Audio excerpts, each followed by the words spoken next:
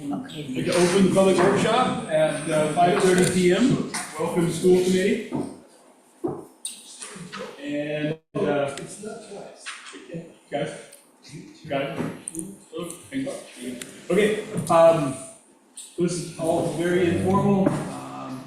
There are several small changes since the last time we talked to the school budget, and then a few larger changes since the last time we talked to the town budget. I don't personally feel the need to go through all of it line by line, but if anybody wants to, we can do that. Aaron, you want to, or Jeff, do you want to kick off with some opening comments about the school? Yeah, sure. So, like you said, Bob, not much has changed since the last time you met, and I apologize for missing that last joint meeting at a kids hockey game there. So, but since then, not a whole lot has changed. We've been a little bit up and down, back and forth with the health insurance numbers. We should have a finalized number 10 days or so. But we currently have a placeholder of still 50%. So we're expecting we're going to be able to drop that down to 10% increase and maybe lower with the actual number might come in a little bit lower. On our agenda tonight is to hopefully finalize the teacher contract, which we'll be able to put in some firm numbers in there if that is approved. But they're close to anyway, close to what we have anyway. Bottom line for the expenses is $97,727 reduction, or 7.6% reduction from the previous year.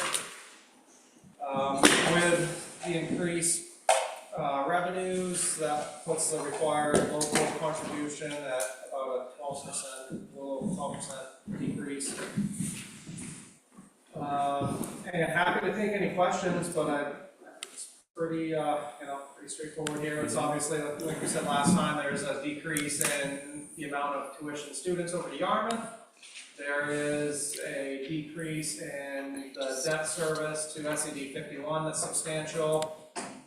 This year that we're budgeting for 26 will be the last payment. That's a substantially reduced number. It's kind of the last little bit that's left. Nice to see that go away, or close to going away in this budget anyway. Yeah, those are kind of the big changes. On the side, we have some, we expect a few more tuition students to the Big Island School. That increases revenue a little bit. Yeah. Any questions from the board? Carol? So what is your projected enrollment for next year? 24. Nice. And so how many students coming from the mainland? 10.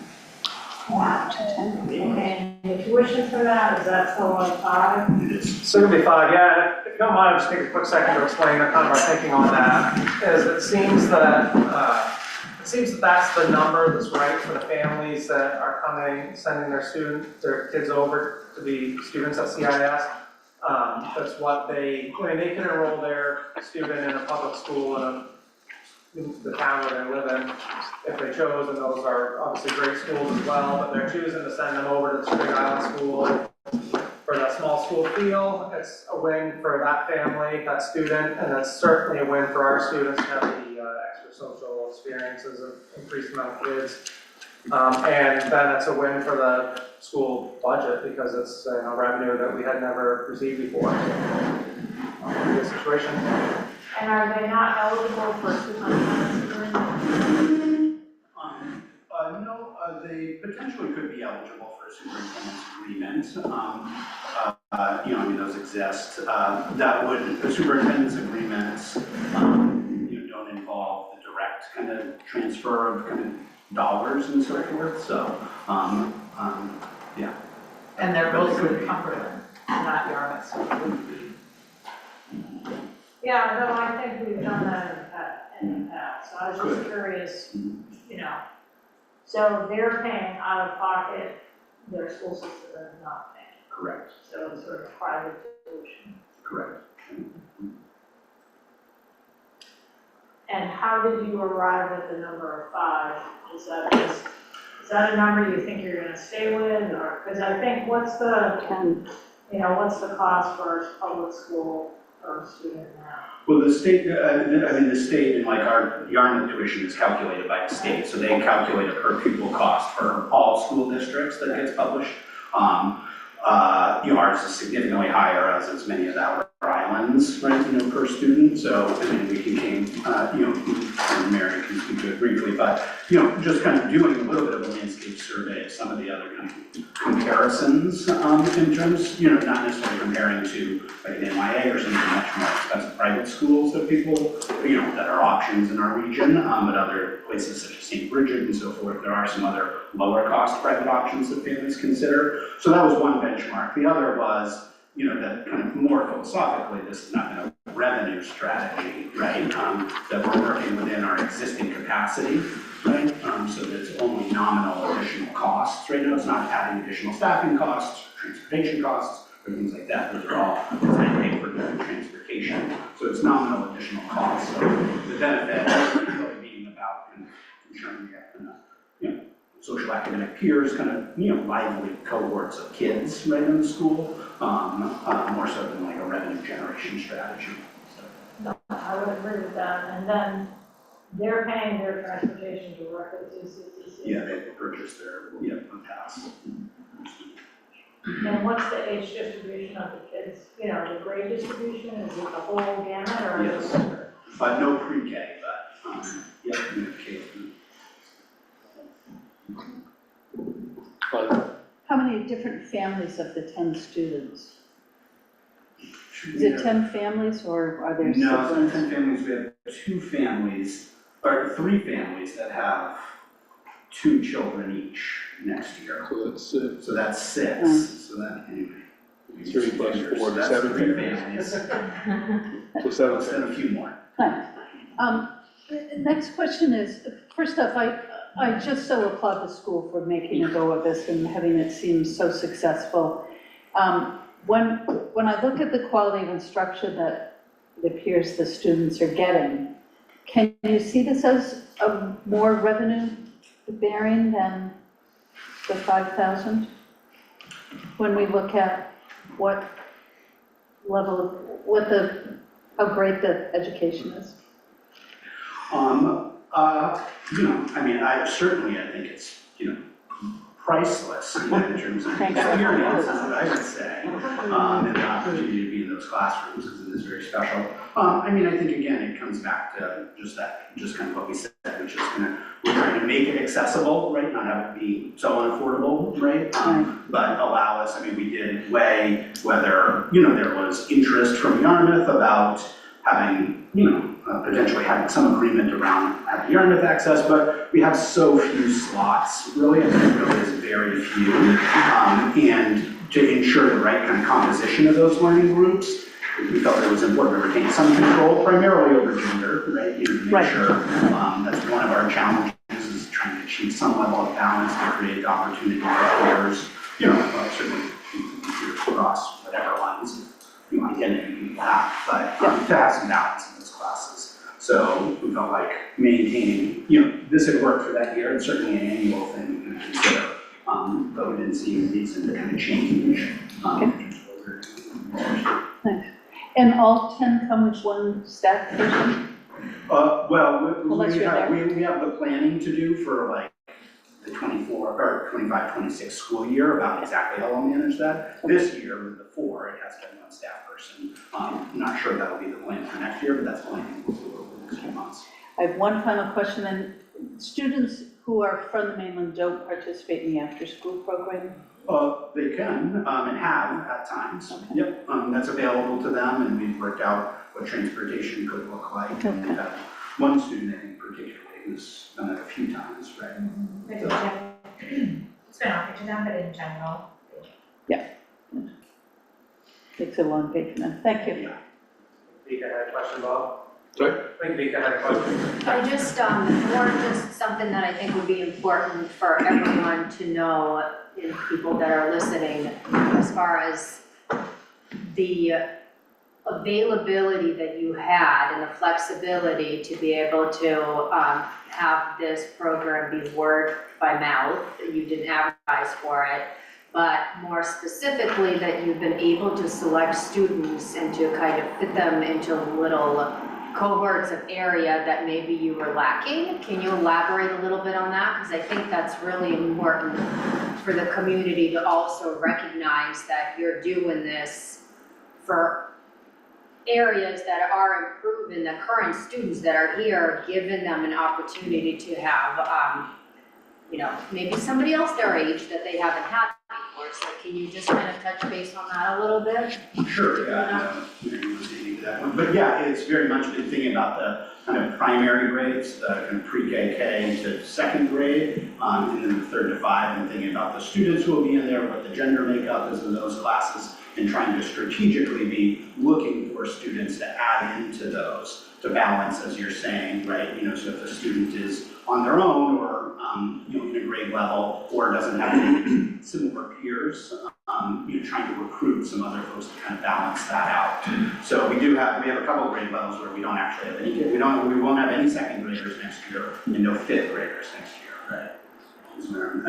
Because we're trying to fill in for some of those other age grade level cohorts in terms of trying to fill in ages. Right, it's better to have like 4 kids in one grade level than 2. So it made more sense to beef up our 4th grade and our other grades that had, smaller amounts. We also were really fortunate to have students come to visit that were in grades 3 to 5 that happened to be of a gender that we only had one of in that whole, and so now it's a very balanced class. So that has been, we've been really, really fortunate. And they do go through an application process, so there is an acceptance and a review, and we have not accepted everybody, but we've been super lucky that people that have visited have been a great fit so far. Other questions? Comments? Carol? So not on the tuition thing, just 2 questions, and you said it, I was just wasn't sure. What did you say your health insurance increase might be? Yeah, we got notification, so we participated in the MEA Benefits Trust that uses Anthem. We got notification a few weeks ago that it could be as high as 17.89% was their initial. And so that was what caused us, we initially, in the first version of the budget, we had a 10% kind of assumption of increase. We got that notification, increased that to 15% because they had some qualifying language that they thought may not be at that level. We just recently, this is new department correspondence update for tonight, got a recent notification that we'll have final figures by April 11th. We think, but I don't know, it could be as high as 15% increase, as well as 3.8. I think we probably come in this 9% figure because they say most small districts are in that spot. So I think that's where we'll land, but we'll know April 11th. And we're scheduled for our final budget approval on the 15th. So we should be able to incorporate those kind of numbers. And just so I understand, does the school do a single subscriber for everybody, or do they also pay No, just it's subscribed. So everybody pays 100% for a single 100% if they're working more than half time. and then they're eligible to pay into the balance for family. Correct, yeah, family or.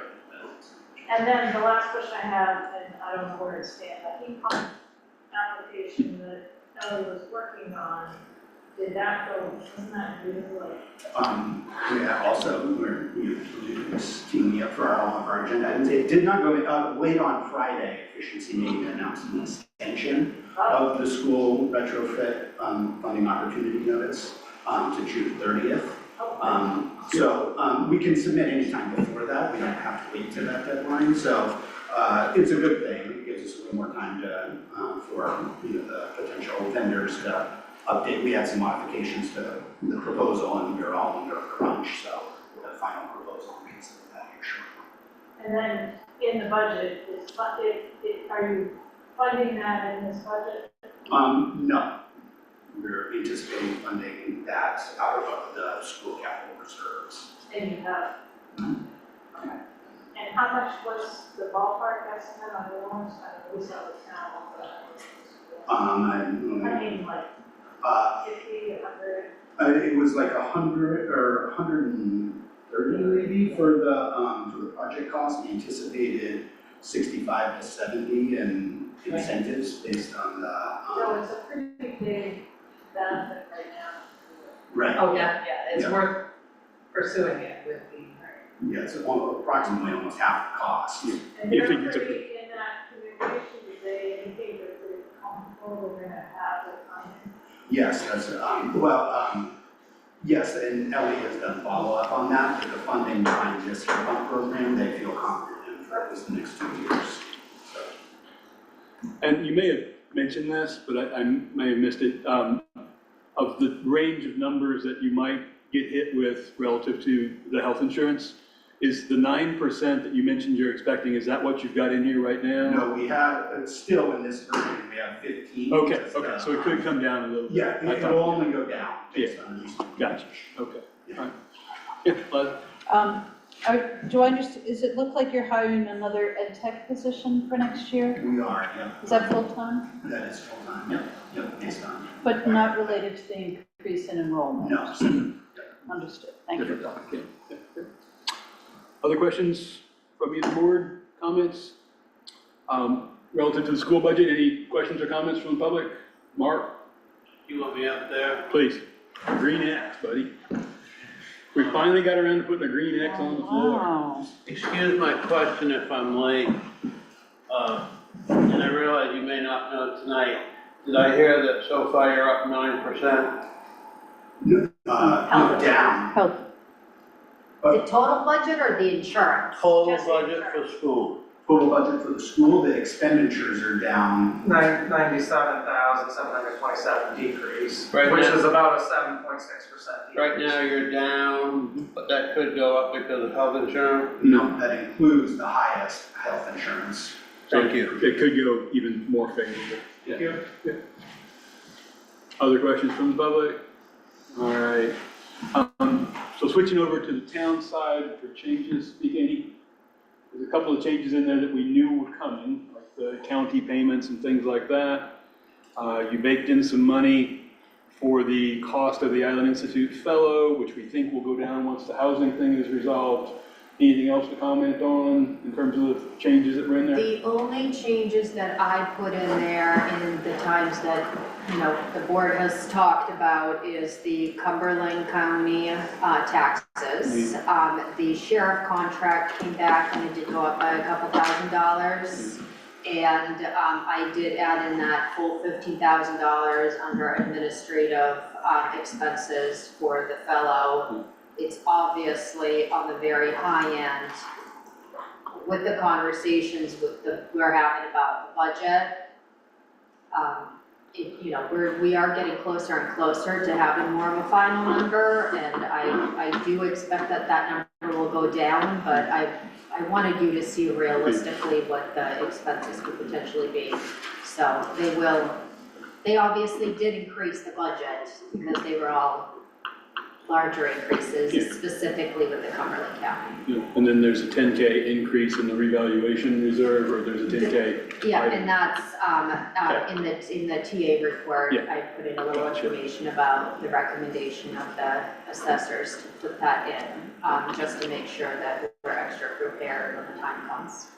And just so I understand, on the revenue side, Department 6900 debt service, but it's revenue, 70, right at 75,000 Axiom bond back payment. Is that money coming back to the town from That is the Axiom? expected money to be coming back to the Gotcha. town, because Right. Axiom is expected to cover 100% of the debt that we have, with Maine Municipal Bonding. We have not reached the point of receiving the full 100%, but for next year, it is expected that we will get at least that. Last comment I would have, so if I did my calculations correct with the spreadsheet version of this, it looks like at this point, with what we have baked in here, with some changes to come from the school, maybe some changes to come from the town side, further conversations with capital, but as of right now, it looks like revenue exceeds, expense exceeds revenue by 2.2%. So I always get this confused, but if our total expense is exceeding revenue by 2.2% or $99,000, I think that's something like a 1.5% tax increase. I think the bogey number that John had given me was 1% for every $70,000. That sound right to you, John? No? I know that was, we were in a capital conversation at that point. That sounds low. I think every $33,000, 35 to 40 will result in a 1% tax increase. 1% tax increase. Okay. But So, we ought to check that by going to the tax calculation form Yes. that the assessor uses. yeah, so if that's the case, we're right at a 2% tax increase as of right now. Not a firm number, nothing like a firm number. We still need to finalize things with the audit. We still need to finalize things from the audit and from the tax report that John referred to relative to the undesignated fund balance. And I think the school still doesn't know what, if anything, you'll be pulling out of undesignated funds. So potential news, one way or the other, a lot of it potential good news, but we just don't know yet. So, does that sound accurate to everybody on the select board as well? Had we talked about the increase in the code enforcement officer time, and will they be here on the island more? So that's not an increase in time. That's bringing the budget up to what was in the contract that we signed last January with the code officer. Okay. Because there was some time without a code officer, we were able to get through last fiscal year without any negative variances. But the change that you see in this budget compared to last year's budget is based on the original contract that we signed with the code officer. Is that accurate, Mika? Yeah, the current year, there was just a rough estimate of the number that was put in. What the number that is put in for the fiscal year 26 is with the expected higher hours that the current code enforcement officer works. And is that 16 hours? It averages 23 hours a week, 23. with one day being completely on the island. Okay, and any possibility they can be here a second day during the, Not with the Summer. current agreement with the current code enforcement officer. Okay. The agreement is one day on the island, and then as needed with planning board meetings or other meetings such as that, so. gotcha. And that's how it continues to be. And that's the contract until January? I think that's leading more into a personnel Yeah, discussion. Got it. So, Thank you. I think, Carol, is it school related? Because I think they're, No, but on the budget, I think it's a little premature to sort of, I think we still have the capital to. we have a long way to go. So and that can affect the budget in a bigger way. So Yes. I would be, I don't think we know yet what. We don't have any idea. We're just trying to scale where we are at this point in time, so we know where we stand relative to future conversations. But relative to the school committee, I know you guys have a meeting coming up. Any other questions for the school committee? Or other school I committee? just had a question, if you don't mind. Do you think that there will be enough time, because as far as you know, from when the audit comes in to when there will be a chance to decide whether to move some of that actual undesignated funds, back to reduce the tax burden? The audit firm does know that we are in this process, and they're hoping to provide us at least a pretty good draft by the end of this month. So then we have some general numbers that we can use to work with towards finalizing the budget. And and that has to be approved at town meeting, right? So it has to be in the warrant? The undesignated fund balance number, No, if money is used to, I forget. if you're the using right term, undesignated funds to, Offset the yes, tax so burden, yeah. anything relative to undesignated fund use one way or another, it has to be a town meeting vote, yeah. Yeah, It's part of the warrant, yeah. And I will say, we in the past had to make a guess because we didn't know the balance. And, you know, the worst comes to worst. You should be able, I mean, you should be able to maybe estimate from how much you put in last year versus what you had left over, get a rough idea. We were off a little bit, but, Yeah, the We were closer we concerned. get towards the end of the budget, looking more or less, you know, relatively close to final, the easier it'll be to take those numbers and plug them into the Trio system that we have, and then be able to use the current kind of expense side of those numbers to determine a rough estimate, but hopefully we'll be able to have that information from the auditors before having to do any of that.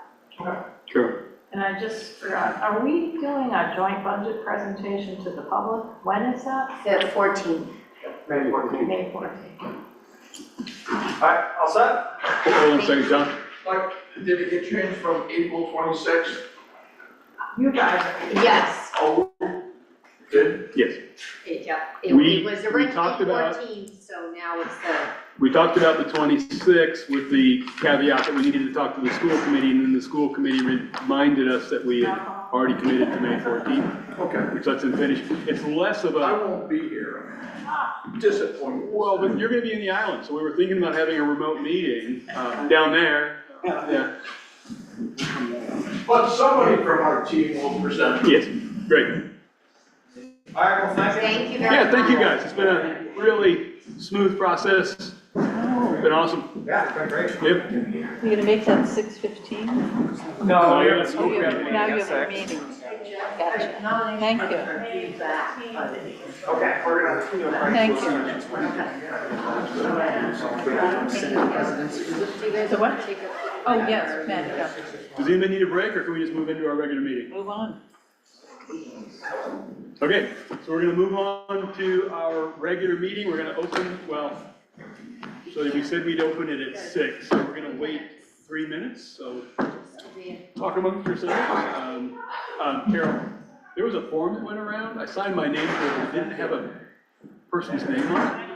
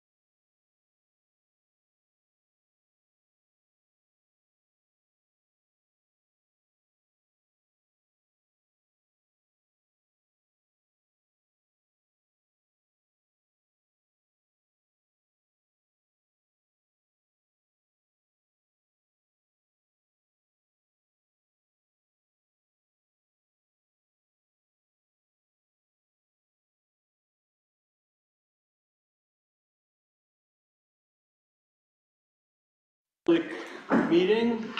I'd like to start with public comments for items not on the agenda, for discussion, not action. Does anybody from the public have any such comments? Yes, Mark. I'll be quick, I promise. My subject is paved roads and paved road maintenance. Quickly, Herb Main and I are the leftover stragglers of the road committee, as you probably well know. He and I have talked about some things, and I'm noticing, for instance, right in front of where Littlefield joins North Road, the surface is coming up in some places, and we believe that's probably 2 or 3 possible symptoms of either a poor bond when they laid over the road with cold mix and chip sealed, or a contaminated mix, or both of those. What I'm asking you guys to consider when you decide to patch that back in is possibly use a product called TACK, T-A-C-K, before any emulsion or cold patch is put back in, and that might help with longevity of the repair. Regular cold patching with dirt in it, maybe not so much, but it might be a good thing to have that type of product on hand in general, and you can talk to people at the Department of Transportation about this type of repair as well. Secondly, very quickly, I'd like to address the road commissioner. Herb Main and I intend to finish up on our presentation for the benefit of the Finance Committee and the community on a plan to prepare and fix the remaining areas of pavement that we have not finished in our original road plan. Example would be right out here, South Road from Roy Hill Road to the end needs to be resurfaced at some point, and still has some repair work that probably needs to be done right out here. I'm asking Vika and the board if you would mind if Herb and I take a little bit of initiative and meet with another contractor that does that type of work and get his opinion on how he might handle that drainage situation out there, and then bring back a recommendation to you. And you're welcome to Yeah, I'm attend the happy to have a meeting. conversation about that. Are you okay with that if I set that up? I'll let you know that the discussion's set up in case you want to come and be present. Absolutely, thank you. Sound good? Excellent. Thank you. Thanks. Other items not on the agenda? All right, seeing none. Moving on to town reports, TA report. Good afternoon, everybody. Few things worth mentioning on the TA report. So the first one on the list is a meeting that I had with the town assessors. There is some information in the TA report about that, but really to summarize it, the current assessors is a couple that was partners with our old assessors, who also happens to be the father of the old town manager, so there's really a connection there. And they agreed to come in and help us when we were in need of an assessor. Now that they've been here for about a year, they've looked at how this position fits into their life, and they have agreed to stay with us through the end of the calendar year, more or less, so the end of year 2025, which gives us plenty of an opportunity to start looking. They did have some suggestions on how we could do that. They were also happy to assist in the process if need be.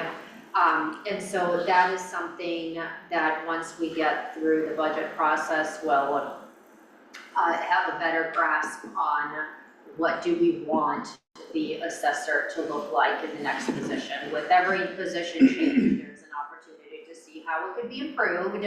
And so I think before kind of just jumping into hiring, it would be a good idea to really pause and reevaluate the position. That is something that has been done with a lot of the other positions in the last couple of years.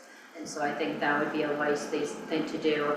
The other part of it is we did talk about the reevaluation. They did show interest when they first took on this position. They would like to retire, and so at their age, knowing that in 2 years, if they take on a 2 to 3 year project, that it might be a little bit more than they want to handle. And so I appreciated the honesty. And there was a suggestion made that based on what their professional recommendation and other things they've heard for a community our size to maybe have close to $100,000 ready for a reevaluation. The number that we have now, what they thought was a really good number. So I think it's for the board to really decide whether you wanna, just bump it up to that with their recommendation, or do we wanna look into maybe seeing what happens when we start looking for some actual quotes. And so once again, through the budget process ending, it will be a good time to revisit really the discussion to put out an RFP for reevaluation services, just knowing that it is a process that could potentially take 2 to 3 years. And having been in our system, having seen what they've seen, they are not worried about the property values that are in our system right now, but there is some concern about some of the land values and how they're being assessed, and whether some land, there might be some surprises that when it comes to reevaluation, that there might be some land that's overvalued, undervalued, and so forth. So that was a little concern for them. Which is, nothing to really panic about, but they would just wanted to be very honest about their observation the last year. And so I wanted to pass that information on to you as a board, and just let you know that right now, we're really not doing anything in the office, but I think once the town has gotten through the budget process, then there would be an opportunity to really look closer at an RFQ and start the reevaluation process and advertise for that. So, any questions or any comments from the board else? Les? Thank you. How often does a reevaluation happen in a town? Typically, reevaluations are recommended every, I think, like 3 to 5 years, and I could be wrong, it's been a while since I've read the information about it. We've been 20, I can't think of the date, I apologize, but it's been a while, we're overdue for a reevaluation, and so we were ready for a reevaluation when our previous tax assessor, who had been here for 5 years, was here, and so COVID delayed that even more, so we're due for one.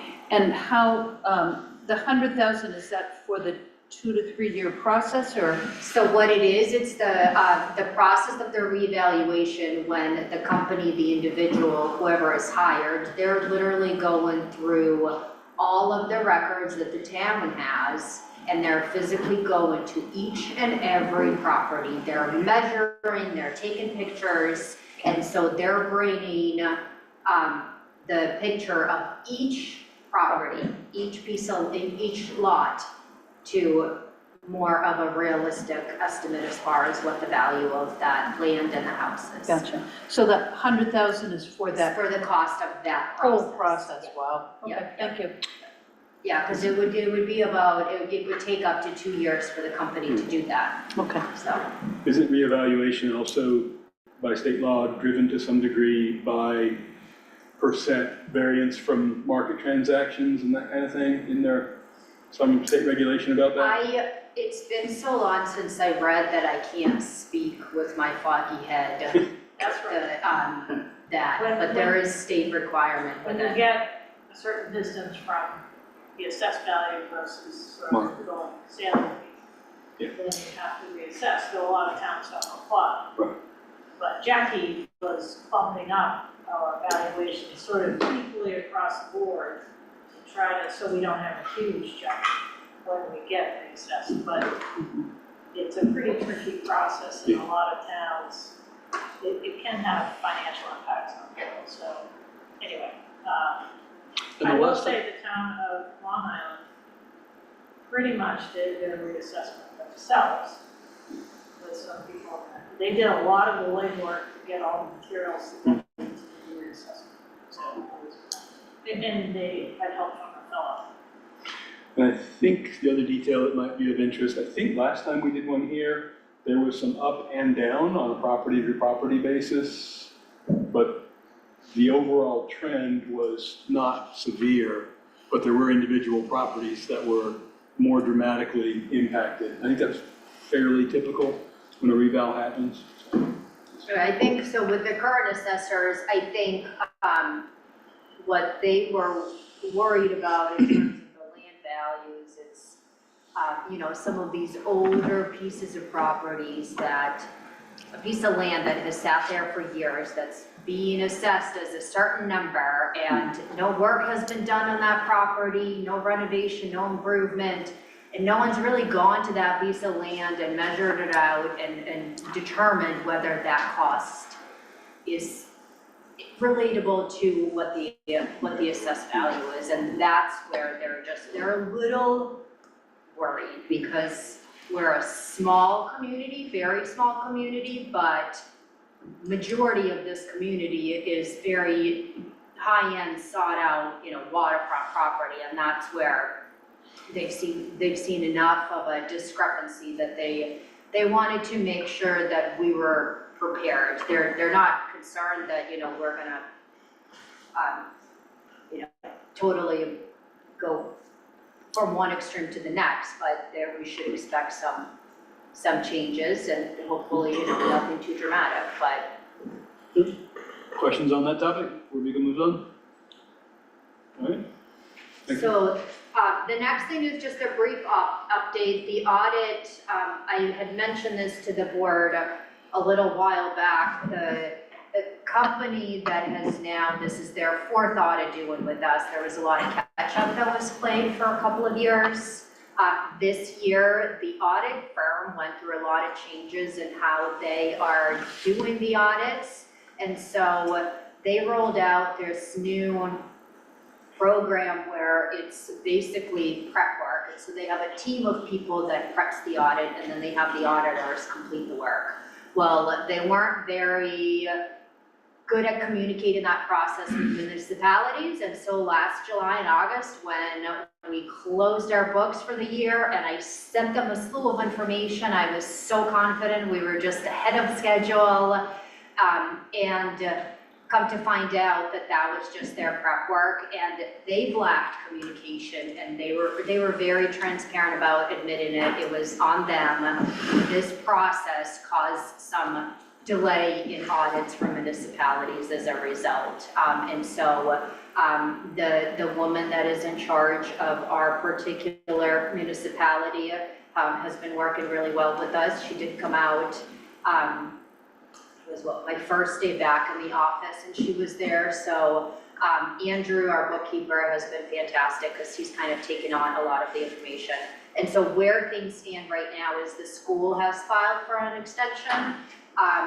The auditors are aware that we have somewhat a unique system with having a school. It's a good thing to use it as an excuse, is having the school under our system, so we don't want to see three different extensions having to be filed.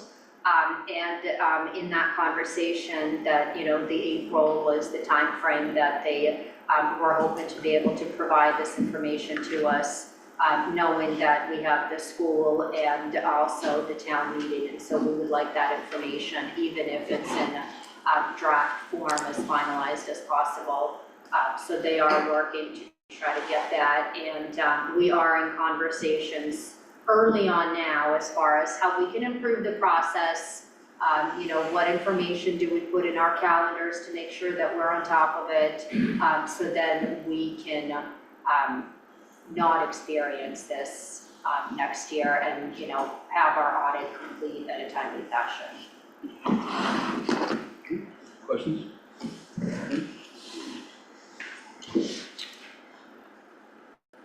The other thing on here is the emerald ash borer. I'm sure by now many people in the island have probably heard of it. I happened to hear about this through my husband asking me questions because he had heard through the world of contractors. And so nothing had come to me through the town, and so once it was brought to my attention, I did give the state a call to try to ask questions. I did look on the website. The town is under quarantine for emerald ash borer, so it has been detected on Shabig. And so they were able to provide me the name of who contacted, but not a lot of information of, did they have somebody come out here? What's the process like? What's the municipality should be doing it, if anything? And so I still haven't received, I played phone tag with the gentleman, but we still haven't connected.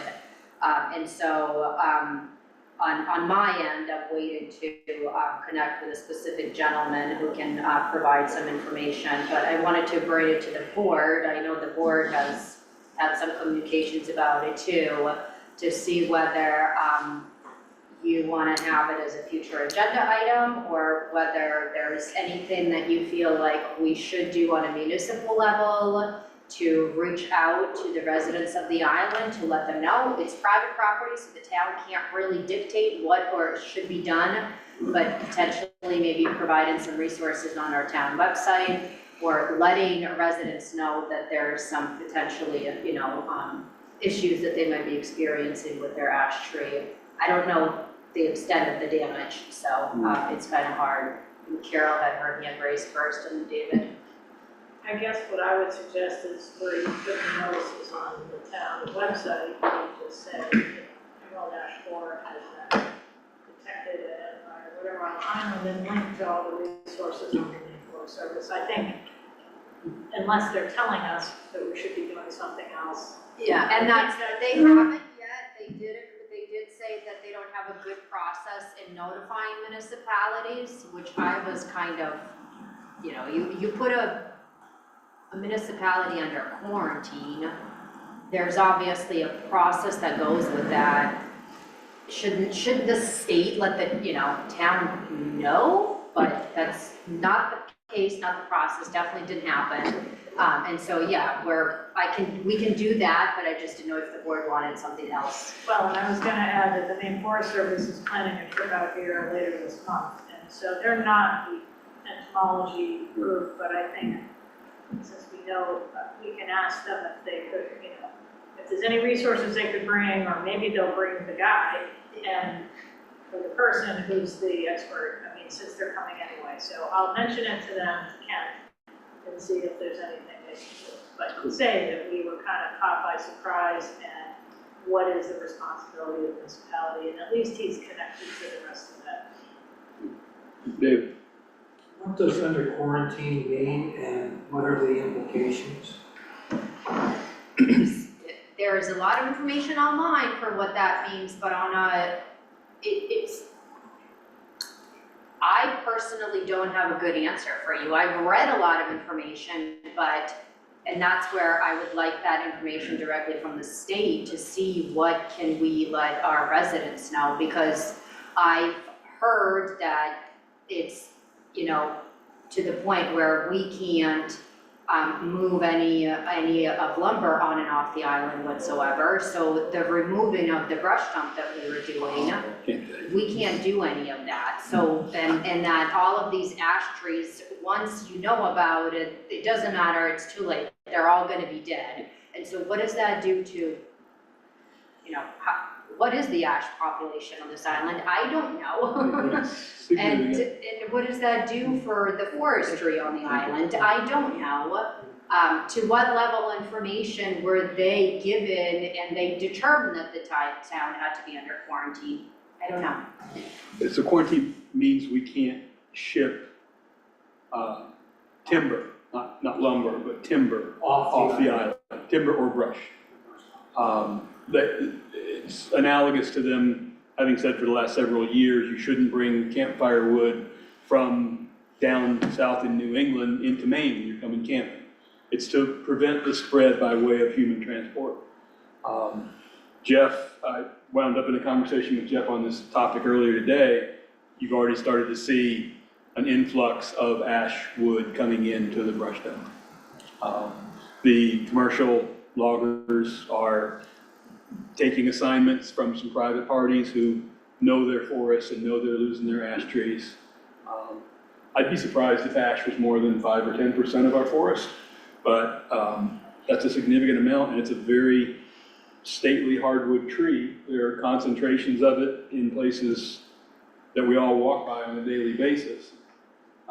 It's kind of sad to see it go, but beeches are under a similar threat. It's a longer-term threat, but we will never see the big beeches that we used to see 50 years ago on this island because of the beech bark beetle, I believe it's called. So, but yeah, thanks for digging into that, Vika. Did anybody else have a question? Yeah. But firewood is brought to the island still? Yes. So because we're So is that, contaminated, we're not restricted from bringing firewood to the island. Okay. If someplace that firewood is being cut is on quarantine, they should not be shipping it from their place. But that's that town's responsibility to manage. If we were not yet contaminated, we might want to consider stronger measures to protect ourselves, but we're already contaminated, so. And we may have been contaminated by firewood coming out, we may just have been contaminated by things blowing in the wind. They don't know, we don't know. Okay, thank you. Jeff? One other side note is,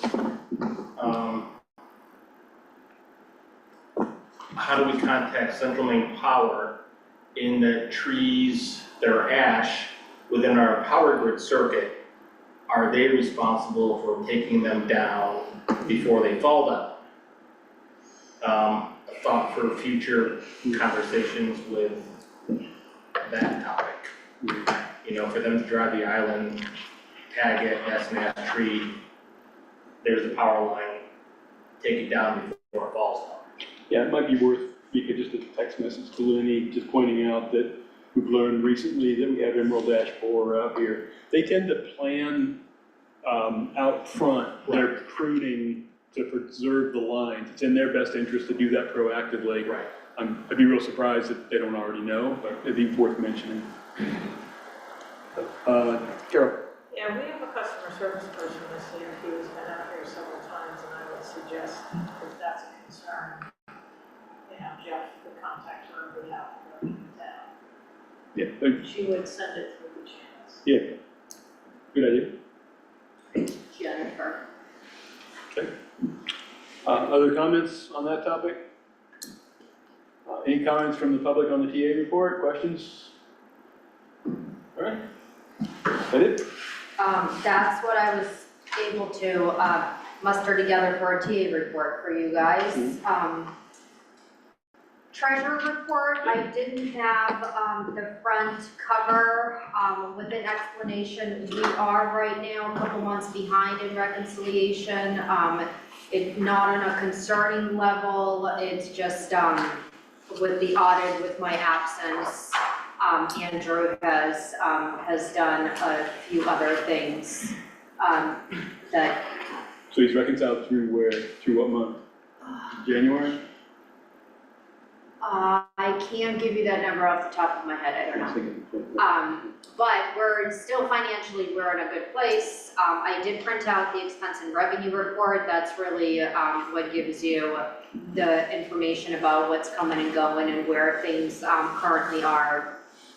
And he has worked a lot to make sure that our accounts and transfers from year 24 to 25th are pretty well cleaned up. And as far as the expense and the revenue report, you know, we are more than halfway through the fiscal year, and so a lot of the accounts you will see have expended over 50+%, which is expected. Some of the accounts you'll see have expended to be more than that, just because some contribution costs, debt services, things like that, we tend to pay them either twice a year or at the beginning. So we are creeping into that time frame of nearing the budget process in general, and right now there aren't any concerns about over expenditure on any specific accounts. But the actual reconciliation, you know, through March is not currently complete. And it's, the biggest thing with the reconciliation is, you know, we keep track of Trio and Machias to make sure everything is coming and going through that. And then we keep, we're constantly in and out of the bank to make sure that money is transferring. The reconciliation is just, you know, making sure that our Trio and what's in the bank is staying zero. And believe it or not, sometimes it's a lot harder to try to find that $5 than you think it is, but So this treasurer's report, the spreadsheet or the output from Trio goes through the end of March. So Yes. technically that's 75% of the fiscal year, right? Yeah. yeah, so it gives you a pretty, on this particular one, you will see, you know, at the end where it will give you the percentage amount. So year to date, it's through March. That's, you know, that's where we are with a lot of those numbers. Minimal discrepancies in here. Just small things in terms of, you know, doing journal entries, shifting from one account to the next. We did, as of yesterday, we are now Trio Web Live, so the system that we use through Trio is no longer an ancient system where it could only be accessible on each individual computer. It could be accessed for us with a web browser. That's a transition, but I'm hopeful that that's actually going to help us have a better, smoother process. Questions on the, is that it for treasury report? Yes, I know it's not a lot of information, I apologize. Sure. So on the revenue side, it looks like the undesignated fund allocation of 250,000 hasn't been moved yet. Right? Correct. It gets moved at the end. Then is this right that, you know, under police fines, is that parking tickets primarily? And is that a revenue of 3,000 in that number so far? So Line 3. what's the number? So it's 1,300, it's on revenue first page, and is it? Yeah, 351. 351, thank you. 351, police fines. Yes, that's where we put the collection of the $20, $50 parking tickets. Okay, so far you've collected over 3,000. Yes. Then the other question I have is, I know we had a grant payment. Does that show up anywhere here?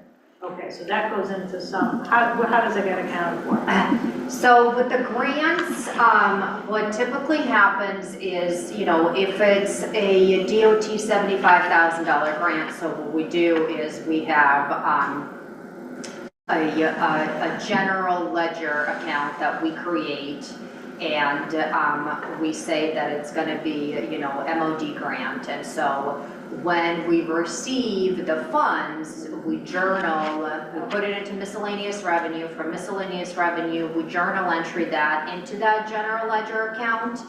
And then when we have payments, they're coming in and out of that particular, so it has no impact on the expense. It doesn't show up. It doesn't show up, but it is, and these are the conversations that Andrew and I are having with the auditors, is based on how they're doing and our system, with the transition into Trio Web, how can we improve on things? How can we be more transparent? When we give you the expense and the revenue report, you're not seeing in the Trio report any of the revenue from any of the grants and things like that. So how can we provide some of this information to you that is going to not take us all day to retract to give you, but then give you a better picture of all of the funds that are cycling through. Good. Any other questions on the treasurer's report? Any questions from the public on the treasurer's report? That it, Vika? Okay, so our next item on the agenda would be to talk about floats, but I see a lot of people here from nonprofits. Would the board entertain moving that agenda item up for the benefit of people not having to hang forever all night? Okay? No, I got it. We like you, Jeff. We like you. Can I just briefly Yes, please. make a comment before you start this conversation? Yeah. So, the purpose of this conversation, which obviously has been a conversation for the board, and they had met with the nonprofits, is whether to really make this more of a transparent, process, smoother process across the board with all nonprofits, and rather than request information that should be provided by each nonprofit, have it be more of very direct, so the nonprofits know exactly what to provide, the town receives the same information across the board, and that led to the conversation of possibly, MOUs, since we seem to really love them around here, and whether that would be with each individual on an annual basis, so they and maybe not an MOU application process might be a better way to look at it. There is a piece of information that the town has of things that they're expecting. The board fill out that information, provide that information, and then does that stream the conversation better? And so what this is in your packet, and I apologize, we don't have the draft across it, it's something that Krista worked on putting together, and she really took a lot of the information from a lot of the conversations that had taken place. A lot of them came from what the board expected last year and the MOU between the rec center, some of the language. And it's just a draft conversation for you to start as a starting point to see whether this is something you want to tweak up and maybe have in signing for this year with the boards, or how do you want to proceed, so then you can make also a final determination on the nonprofit numbers, and the nonprofits know what to expect from the board. Thank you. All right, we haven't talked about the nonprofit portion of our budget, or the contributions to nonprofit portion of our budget, since that evening when we had everybody, all the nonprofits come in and give their presentations, and a lot has happened since then. I believe we have two who are requesting an increase and one who is suggesting a decrease at this point. And would like to open it up to the board for any conversations related to this topic. Carol.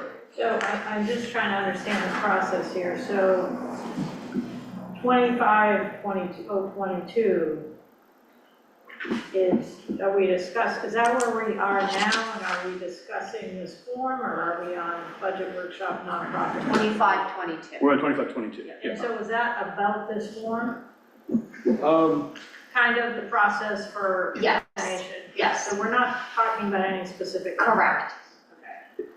And so I guess one question I have relative to that is, I think we had talked in the past about a threshold above which people would have to submit this. In other words, is there a monetary threshold if someone's asking for $500 or $1,000? So the last year's the threshold you had was $25,000, but with this year, with this MOU in mind, my thought process was any nonprofit that's coming to the town to ask for funds, just have it be everyone across the board. Richard. I found this form, I like the idea of this form, being new to this whole process this year, reading through the MOUs, it was confusing to me, the reader, like they're all sort of narratives that don't get to the point and what's the bottom line. And it was good to see some that are more, this would make it more straightforward. Plus, I think it would help the nonprofits, let them know if they've answered all the questions they need to ask, so that they're asked on the form and you say yes. If it's less of a form and more of like a narrative, they may leave out that information, so I think this is Then I great. would encourage the board to really look at it as more of an application process. Yes. It's, if the board, if nonprofits are coming to the board and asking for funds to use taxpayers' funds to go towards a nonprofit, what's the application document? And once they have all that information, can the board make a decision based on that? And maybe stay away from the MOU part, and that way it could be done on an annual basis, no matter who the board is or what they're asking for. That would be my suggestion, to just really keep it very clear cut. Dave? Yeah, I like the concept of a form that answers questions that we should be asking but don't always ask. My only complaint, if you will, it isn't really a memorandum of understanding as much as it's a application for support.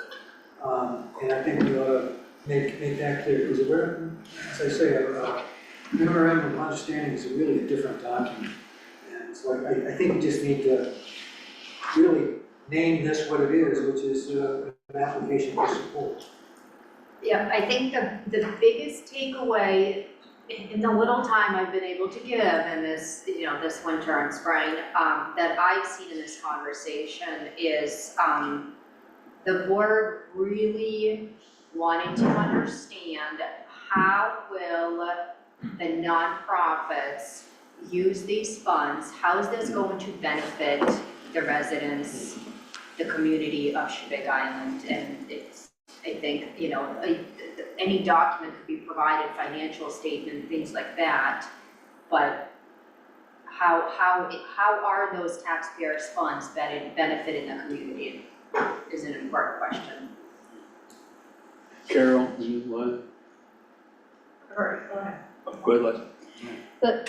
The value that our nonprofits bring to the community is so significant, and it so exceeds the value of what is paid by the town when we look at the contribution that our communities make through financial and volunteer. But as a new member of the select board, what I was seeing with the requests is there was no consistency in the information provided. So I like the idea of having it standardized, how the information is requested of the town. I would like to see, instead of a one-page application, where it says detailed plans for how these funds will be used and describe the impact these funds will have on the community. I like the idea of having it more in terms of deliverables, so that the nonprofit that's applying says this is what will be delivered to the community. So the community has a clear idea of the value of what's being provided. I think that that's really valuable. So I like to see it in, sometimes we use the word, David, I think MOU, when we look at some of the MOUs that have been received by the select board, it has this is what the nonprofit will be delivering. But I think that's important for the community and for the funds being provided. Also, I'd like to see a copy of the bylaws be included in applications, because the bylaws are the foundation of what the nonprofit is bound to be providing for the community. So I think having a copy of the bylaws is important for nonprofits as well in their application. Thank you. And Carol, you have? So I think one thing with this is, it would need to be signed by somebody who's authorized on behalf of that nonprofit, an officer of some form, right? Because I think you couldn't just have anybody fill it out. So I think you should have a signature of somebody that's an officer that implies they're authorized by the nonprofit. And then just the language here, the select board agrees to bring a warrant article to the annual town meeting recommending a contribution of said nonprofit as long as the conditions of this agreement are met. So I just want to be sure, so, that's basically committing us to funding the nonprofit in some manner. It's not committing us to an amount. Is that how you see that? So So the purpose of that language is to, if the board and the nonprofit come to terms on a number, they would bring that, or if the board will bring a number to town meeting.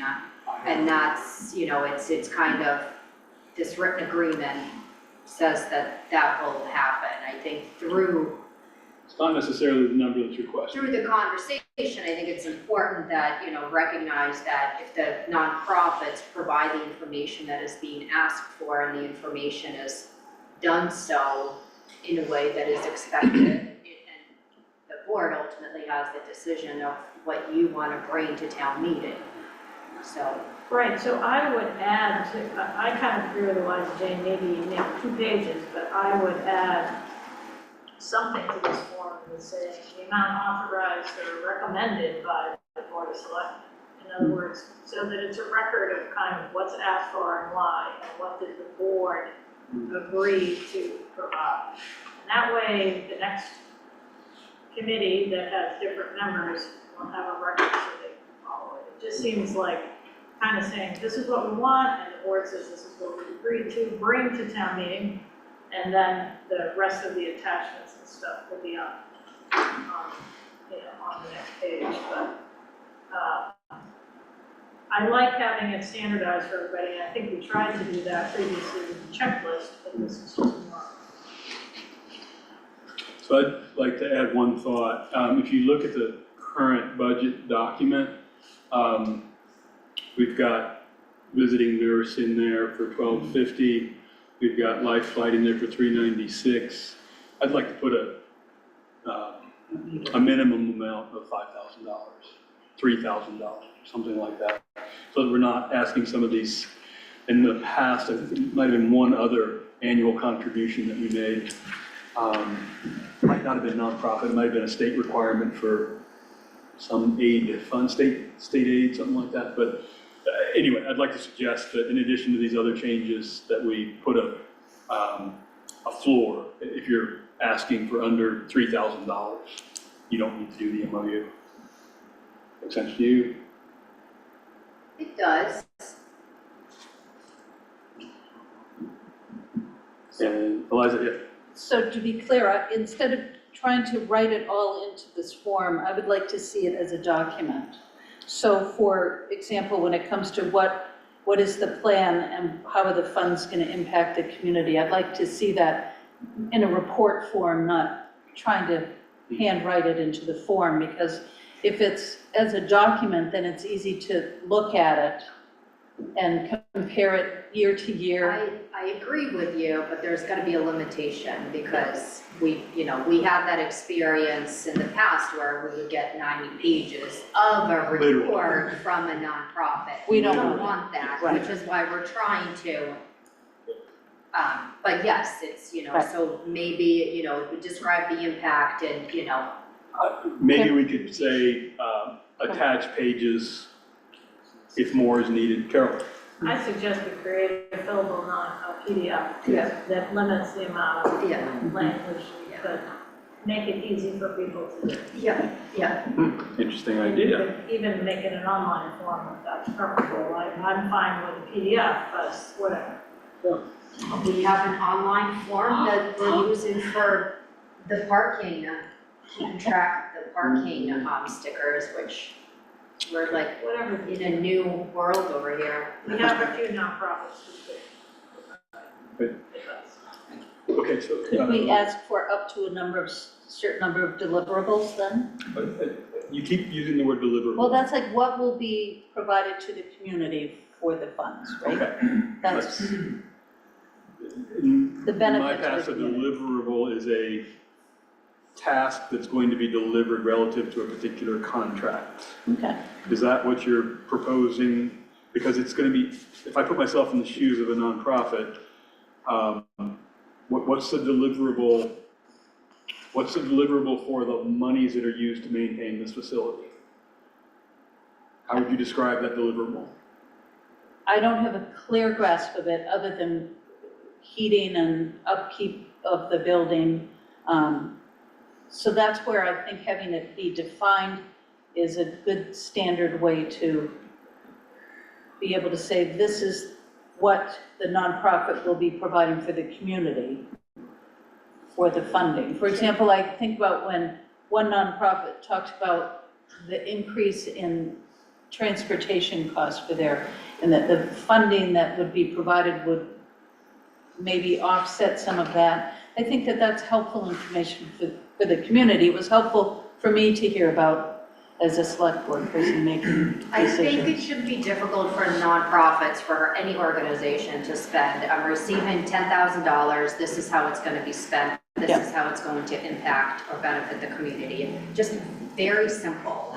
And I think the more you limit it, the easier it is for the nonprofits to provide that information, and the less likely we're receiving a 200-page PowerPoint presentation. Which we don't want, right. Which then gets really confusing and you don't get the information that you want. So I think that, you know, the purpose of this was to really recommend just really narrow it down, very limited. So what impact will these dollars have on the community? You don't need a one-page document to provide that. You could summarize that and that's kind of the idea of what I think, what I would recommend, and that the board try to narrow it down, and I think it could really help, you know, so whether it's the rec center, whether it's the hall, whether it's the commons, these are the funds you're asking, how are they being spent? And not a narrative of how they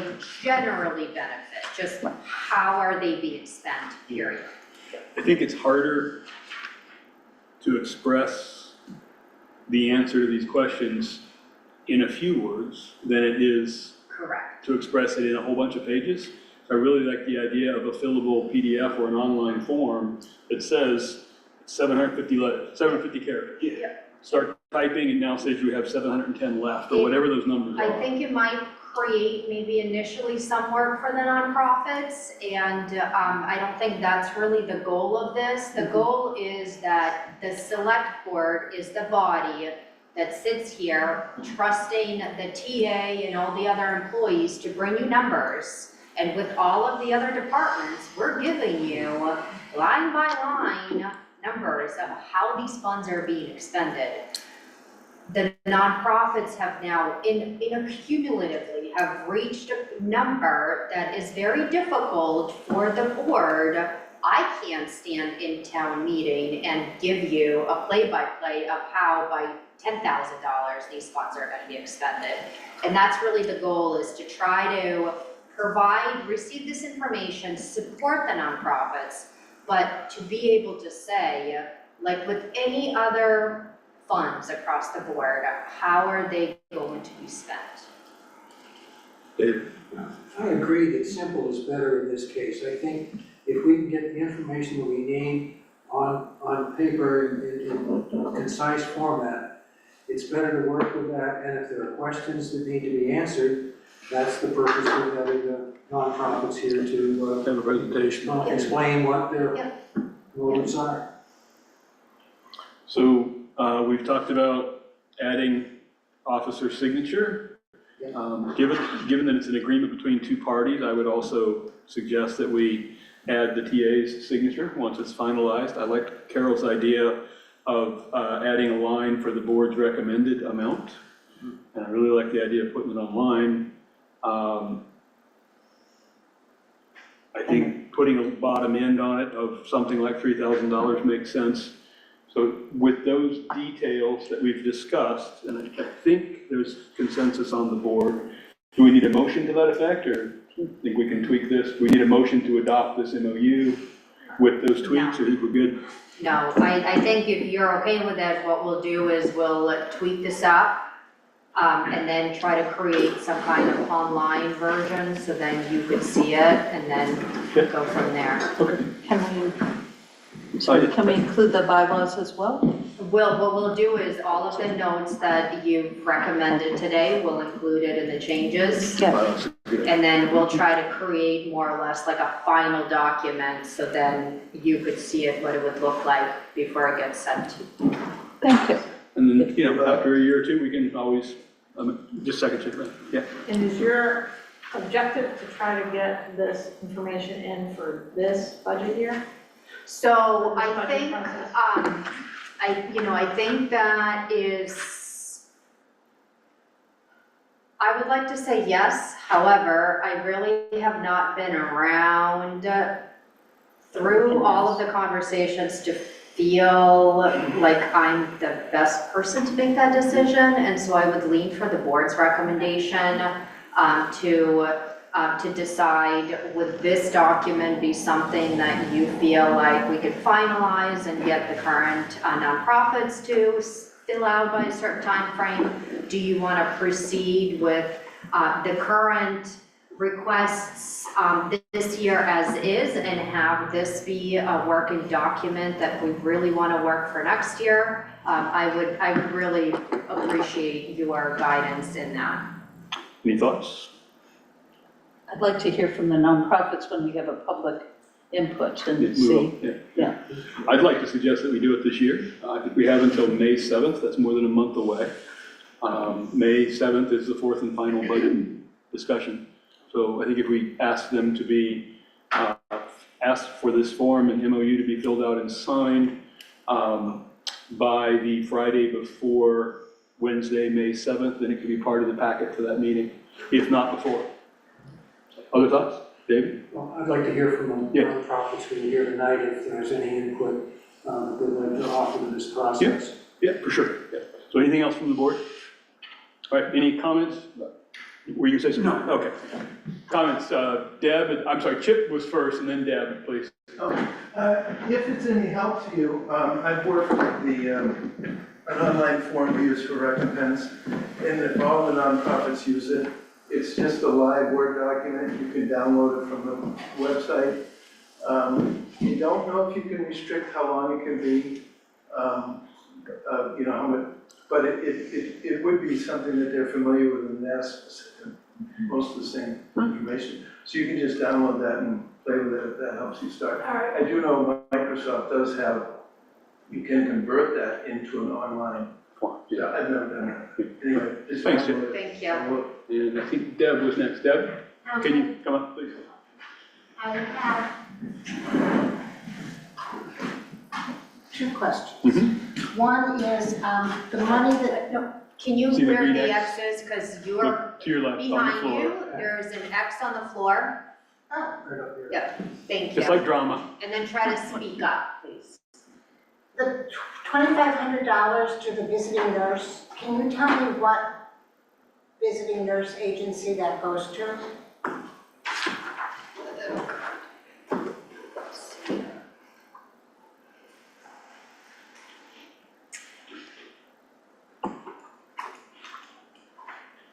Northern Lights Health. Because currently neither one, Northern Health or Maine Health, are servicing Quebec. They do not have the manpower. They are sending us a nurse from Northern Lights, which is Nora, and we greatly appreciate that. But just thought I would make that aware. Okay. And the other thing on the, I know at least from the council's MOU that all of the things that you are looking for are in that statement.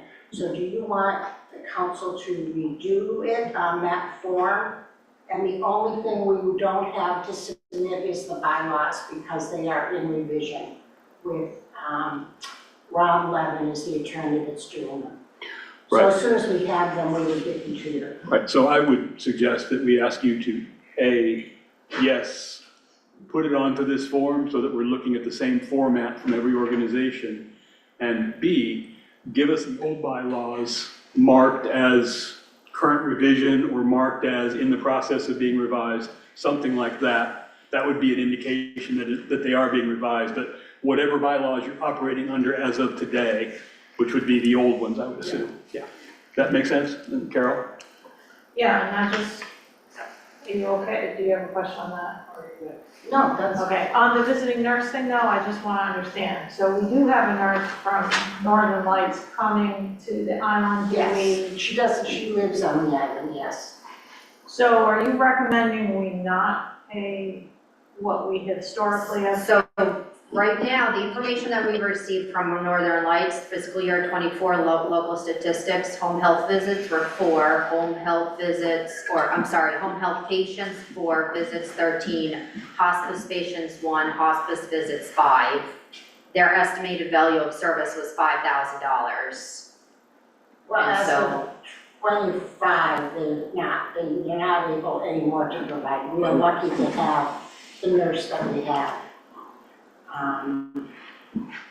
So I'm confused. If I was being discharged from the hospital and they needed skilled nursing visits under the Medicare benefit plan at this time, neither one of those agencies can fulfill that.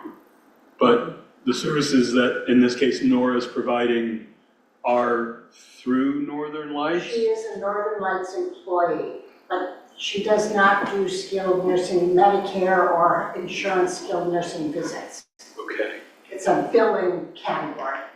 well, okay. So what are we paying, what are we contributing towards? So we're contributing the $1,500 to Northern Lights Health based on, their recommendation of asking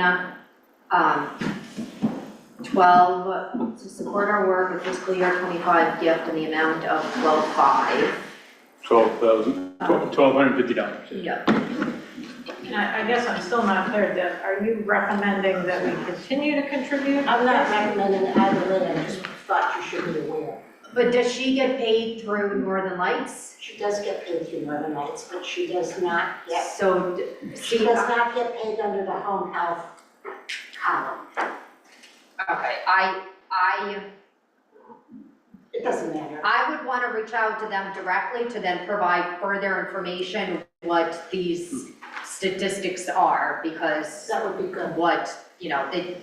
according to this, they're servicing people, so how they're servicing them and through. What changes have happened since that report would be a good question. I mean, I'm now feeling bad about my suggestion for a $3,000 floor.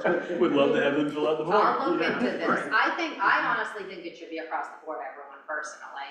If you're asking for taxpayers' funds. Good point. It makes it easier, it just streamlines everything, but, It's not that hard to fill. Strike the floor. Yes, ma'am. I don't understand that, so you would you get $3,000. No, if you're getting a contribution from the town under this you're asking. section of accounts, for any amount, even if it's under $3,000, you still need to fill out the form, is what I'm now suggesting based on this conversation. But would you want Northern Lights to do that? Yeah.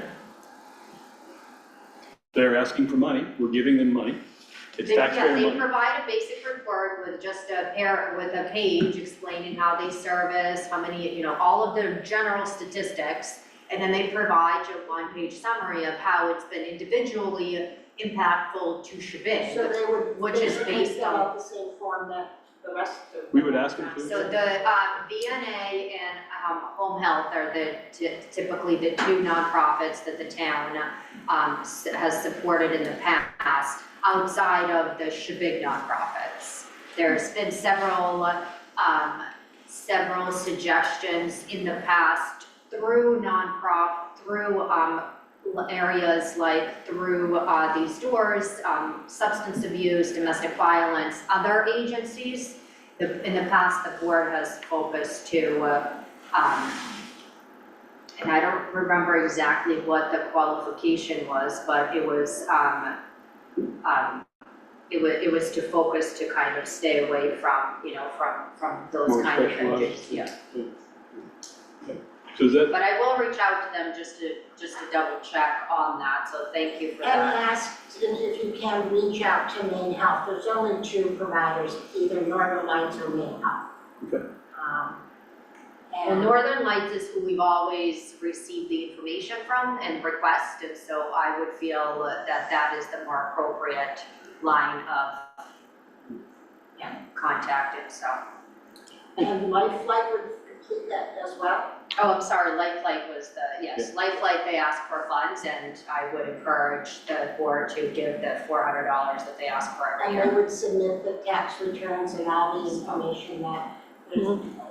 that's what I heard Vika saying, I think that's a big ask. I might make an exception For for $2,500 from, so under $1,000? under 1,000, let's cap it at 1,000. And Eliza, you had a question? I would confirm some of that information. When I had knee number 1 replaced, there was a visiting home nurse that came out, and for knee number 2, they said no one's available. They no longer service the island. So it was very clear there was no access to Okay. nursing I'll reach afterwards. out, and if they say they're no longer servicing, then we, well, you that's know, what, can't find that. Thank you. Thanks, Deb. And, was it Sam? Do you have any hand up? Yeah.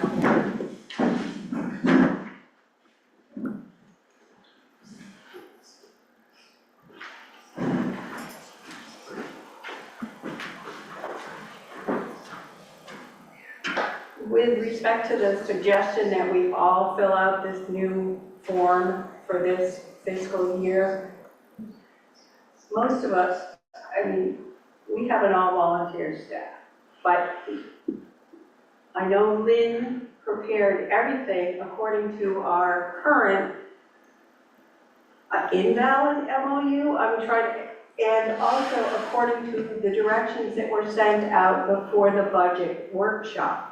So now you're saying we have to replicate this. It That's- just seems like a lot of effort from volunteers. Okay. And I mean, the other thing we need to talk about probably is the Hall's lease agreement with the town, which we sent you over a month ago. And we're losing 16, it was not counting the school, not counting the not school. counting the school, it was 65 times that they had used the law. So we're underwater on this lease agreement, which no one signed on the town by quite a bit. And I So don't that's think not a that- contribution conversation, Right, that's a separate topic. That's also not a memorandum of understanding, because memorandums of understanding are non-binding. So they don't necessarily feature deliverables, but the lease agreement is binding. Right. So we would like to talk about that at some point, because that is a line item in the town It's- meeting agenda. Yes, in the town budget and in the, yes, in the warrant, yeah. Yeah. All right, that's all I have to say. Okay, thank you. Other comments specific to this conversation about this standardized form/MOU? Deb?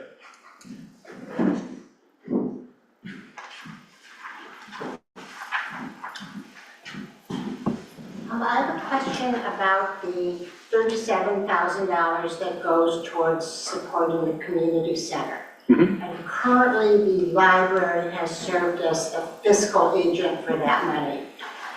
If you have looked at their memorandum, there's a very detailed memorandum of understanding that is so specific, it goes right down to the council's phone bill, basic services covered, but long-distance services are not, so Lola's writing out checks for $5.73 or whatever. So that is in existence with the library, as I would refer to them as the fiscal agent. So I don't know if the select board is looking for to change the fiscal agent. I know that currently Lynn provided you with a very detailed expense that tells you exactly where every penny of that money was spent and what her projected budget is for next year.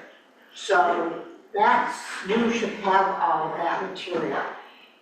The memorandum of understanding that details out the $37,000 for the maintenance of the three. The library has functioned as the fiscal agent because they could, because they have the capacity. I thought they told us this year that they're no longer doing that. Well, Lynn said that she would continue to do it. Now, I have not heard that the library has said that they will not do it, and Lynn has not heard that. Lynn is no longer doing a lot of things, but she said she would continue to do that for at least another round, another year. If it turns out that that is correct, and I saw Lynn on the vote today, and that was not correct as of the 10 o'clock vote. But if So as of 10 o'clock, Lynn indicated that she is going to she serve. will do the fiscal administration for $37,000, she will do her piece of it. Okay. That is contingent because that money sits in the library bank for a better, easier explanation. So that when Lynn goes to pay a bill, she goes to pay the propane bill, she generates a check and pays the bill. But is she stepping down as treasurer of the library? Has some updated. I just want to step into this and I just want to point out that this is exactly why we're trying to streamline the process. And I want to be very careful with my words because I obviously support everything that all the nonprofits do, and this comment is absolutely no relation to the numbers, requests, but it shouldn't be the select board or the town's responsibility to figure out how each of these individual agencies distribute the money and whether they do or don't have the capacity to, because it's now causing a delay in the board trying to determine how to understand how these funds are. So better streamlining it could potentially help the board make those decisions. It would streamline, just a little, it's the same way that it's been every year since we became a town. But if Lynn is not able to do it, there needs to be a fiscal agent to administer that money. There is no nonprofit that's called, there are 3 nonprofits, and one of them is going to have to be responsible for being fiscal agent for the money to maintain this building. So if it's not going to be the library, then it's going to have to be the council, or it's going to have to be the hall, or the town can decide to do it, or we can, if it's the council or it's the hall, it's going to mean hiring someone to do that. If it's going to be the library, it may or may not mean hiring somebody. Lynn feels strongly that that responsibility should stay in the library. I don't think that's necessarily Lynn's, she's not necessarily the decision maker for that. So at some point, there has to be a fiscal agent who actually manages $37,000. It does the budget, it does the projected budget, so that when the bill comes in for the shoveling the front walk, that's a council responsibility. All of the tasks have been divided in a partnership, so we all have our chore list. So the council is responsible for making sure that the front walk is shoveled and the driveway and the parking lot is plowed. We have to find somebody, we have to make sure they're going to do it, we have to make sure that they show up, we have to make sure that they get paid. That's our So when you say make sure they get paid, how does that happen? They send a bill in. To Jason Skillens, who does it for us this year, sends a bill to the council. the council, okay. I forward the bill on to Lynn, Lynn pays the bill. She acts as the fiscal agent. Okay. So if Lynn is not able to do it, or the library feels that they no longer want that responsibility to physically sit in that space and use that computer and use that check-making thing, the community, all of the community is going to have to decide, because if we have to hire a fiscal agent, then we're going to need more than $37,000. The only reason it's $37,000 is because Lynn does it for free. And the only reason that it's only $37,000 is because all 3 boards do all of this stuff for free. We find the people, we make sure that somebody gets picked up when they have to fix the generator. We keep track of when the septic system has to be pumped out. All that all of the overhead of running this, making sure that Cindy bills for the cleaning, that the bathroom gets cleaned, that Rich got called when the toilet was loose. And then Rich sends a bill and then I have to give it to Lynn. It is sort of a belts and suspenders system, but it's what we've had and what's worked. And I just want the selectmen to be aware that this is coming down the road, that the fiscal management of this complex, personally, I do not feel it is sustainable by a volunteer. And I think we need to start thinking about how the larger community wants this building to operate. Great, thank you, Deb, thank you so much. So I hope that helps. If you have, do you have any questions, Carol? Well, I just wanted to say what's been confusing to me in this whole process. 2 years ago, information was submitted to support the $37,000 allocation from the Shabig Island Hall Community Center, and I assumed that's where the money was going. And I think what I just want to clarify is our responsibility. I mean, all of the nonprofits can be fiscal agents. They all have, you know, a structure that allows them to accept money and disperse money. So anybody that qualifies as a nonprofit should qualify as a fiscal agent.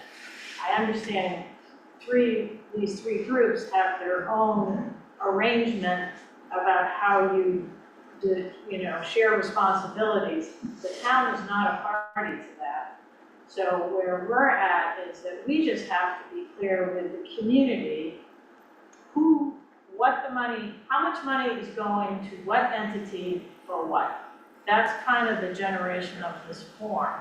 So I think, to be honest, I thought the money was actually going to the whole organization because of the information that was provided with that. And it was only this year that I understood it was actually going to the library, because we have an MOU with the library for $25,000, so I assume that's all we were providing. So I think what our goal here is to try to straighten out this process. So on the select board town end, we clearly understand how much money we're giving to what organization for what services or whatever. In terms of how those get managed amongst the parties in this particular kind of complex arrangement that you have with this three-party agreement, that's kind of, the town is not part of that. It's, up to you guys. Well, you have two MOUs with the library. One is for the $25,000 that the library uses to do what the library does. The other $37,000 MOU with the library. No. It exists, Lynn has it, the library has it. I have not seen it. It details, I'm concerned that you don't have that, because that spells out exactly what that money is used for. When all of this information was provided, we did have the $25,000 MOU from the library. We have not seen, to my knowledge, a $37,000 MOU with the library, but that's kind of the point. And I don't think we should try to solve that now. I'm just trying to explain why we're just trying to straighten this out. And so I think, we understand that, you have to work amongst the parties to figure out how you're gonna do things. That's not something we are involved in, but I do think we don't have this other MOU that I'm aware of. And so, anyway, I just think we're trying to clarify where the money's going. And it was a similar arrangement, and I think, we were paying money to the school and also paying money to the rec center, and ultimately the rec center said, we get it. It was kind of confusing to us, but we're giving one allocation to the school, but it's ultimately coming from the town. So now we provide a single allocation to the rec center. And that to me seems much clearer and neater, and the community knows what's being provided. Well, at some point, I would encourage the select board to find that document, because I know it exists, I've seen it, I know the library has it. We have seen it. It went to your email, Carol. It went to cwhite@townofshabigisland.org. It came from Sam McLean on February 26th in 2 scanned pages. It is a MOU for financial support between the Board of Selectmen and the Shabig Island Library.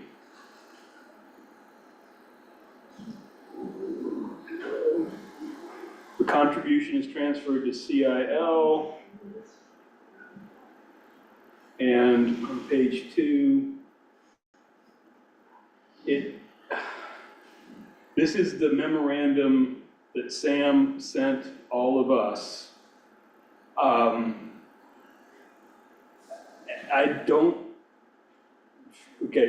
Recommending a contribution to CIL for the purposes described below, as long as the conditions are met, CIL agrees to provide the town with a budget for staffing costs and anticipated annual upkeep and maintenance costs for the entire building. So there is an MOU.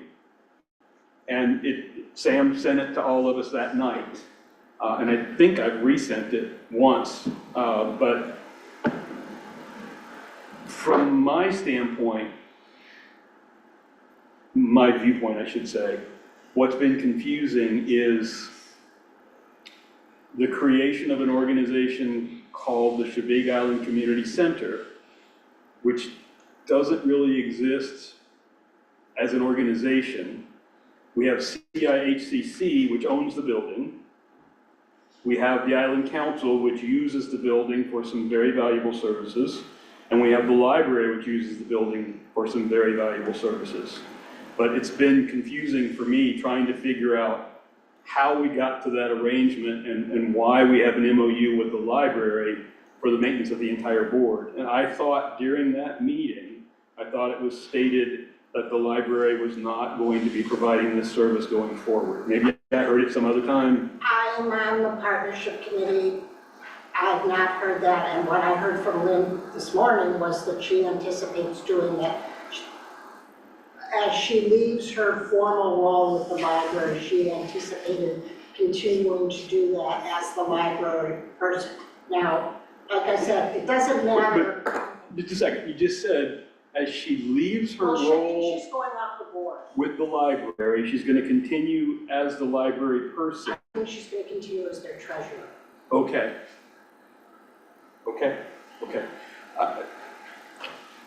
At the very least, those details, I think, should be contained in an MOU.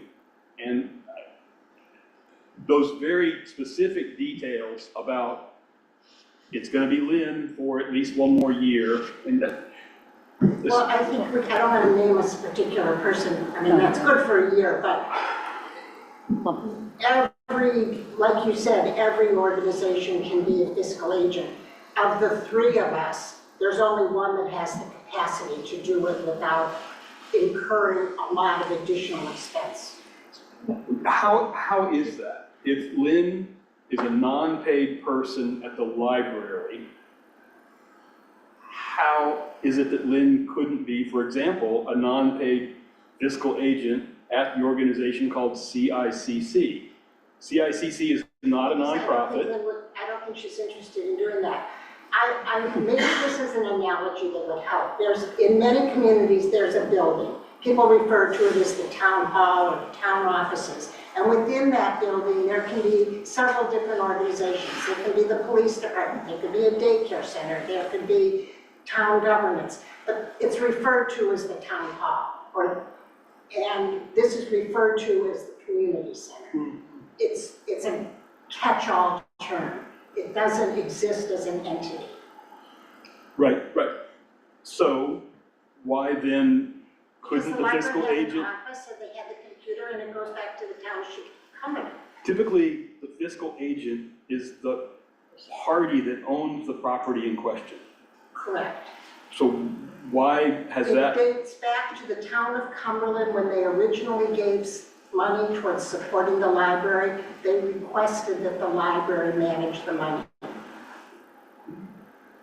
Yeah, it goes all the way back to the town of Cumberland. So at that point in time, before the library was built, there was a hall. Yes. And the hall, at that point, did the hall receive any money from the town of Cumberland? I don't know, Sam. You have Not that I know of, they do, very little. Okay, all right. And that, so that was that's how that started, was the town of Cumberland. extremely valuable information, and I don't mean, I hope I'm not coming off as aggressive, I'm so It is confused, an but. odd situation. Yeah. And a lot of it is just practical. Yeah. The hall doesn't have an office, the council has almost no office, and we don't have the capacity to do it. Okay, and we can, that's it, yeah. Just a brief moment, I think one is, I think we are getting a little off track from what the agenda item is on the greater scheme. But two, I think you using the example of kind of the municipal building and everything that falls underneath it is a good example, and is exactly why I think the select board is trying to have a document that can better understand how these funds are distributed, because on a municipal level, the town office, we know down to, dollar number, what the budget is for the fire department, what it is for public works, what it is for the nonprofits. It is a large number of taxpayers' funds that the select board and myself need to be able to explain, how it's being distributed. And I think that's really the whole goal, and I think you using that example was a good example, and I just, I want to make clear that the board isn't trying to not provide funds to anybody and wants to support all of these entities and recognizes the confusion that this building has with all of these multi-entities, but it comes down to knowing how those funds are spent and being able to And you have explain Lynn's that, budget, so. you should show, it shows exactly what we spent, every penny. So what was confusing for me as a new select board person was, I thought that $37,000 was to the Island Hall, when it isn't, but the Island Hall is the 501c3. So I'm gonna ask that we use precise terminology. So there's CIHCC. Right. There's CICC, which is not a nonprofit. Right. There's the library. And So I think you were referring to CIHCC when you said Island Hall? Okay, thank you. That in fact, it's divided up among 3 organizations. It's 3 nonprofits. So that would be good information to have be clear in the application. Well, I think historically, when Lynn sent all the materials to you this year as requested, she sent all of the things you asked for, all the things that she had sent the year before, it was the same. So I think that it was just some confusion maybe that got brought up in some format, that this wasn't just rinse and repeat. This was the same dollar amount, the same organization, was all the same. Yeah, I'm pretty sure the MOU was not included in the packet. It was only, the MOU came to, first I saw it was when Sam sent it that night, later on that night after that meeting, when she sent it to all of us. But we have the MOU now. I do. And you have the budget, and you have dollar requested, hopefully you understand that. I don't know, if Lynn were to decide not to do it at all, I think we would have a bit of a crisis in terms of the partnership. It doesn't involve you, but we would have to struggle to find someone. Great. There are not a lot of Lynn's around. And a huge appreciation to Lynn for all that she's put into this, and everybody else as well. So, yeah. May I ask, the MOU that I believe you're talking about is between the 3 organizations, not with the town? It is with the town. It's with the town.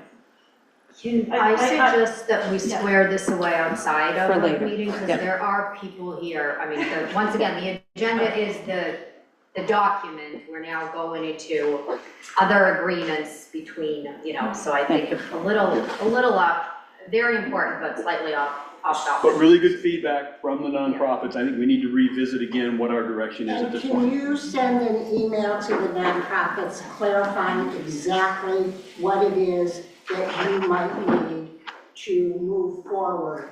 What clarification you need? I know the council has submitted all their stuff. As far as I can tell, we submitted everything that's on that form. It's just maybe in a different format. Do you want someone to have to? We haven't decided yet. We wanted to, I think what we were hearing from the board was this seemed like a decent thing to consider, but we wanted to hear what the nonprofit So feedback please let was. us know We as will. soon as possible. We will. Exactly what you want. Yep, for sure. Thank you so much, Deb. Really appreciate it. Other comments from anybody on the world of nonprofits? You're not from the world of nonprofits, but you can comment. He's a nonprofit. You have a comment though. Please do, step up.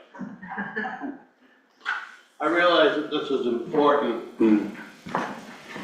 I realize that this is important to have all the information in the MOUs, and I do appreciate all the work that everybody has done in the past, and the present, for the hall, and the council, and the library. But it may come to a point, folks, where giving money, or a certain amount of money, might mean that the town should seriously consider taking over control of a facility. And this may be one of them. Thank you. Thanks, Mark, for that.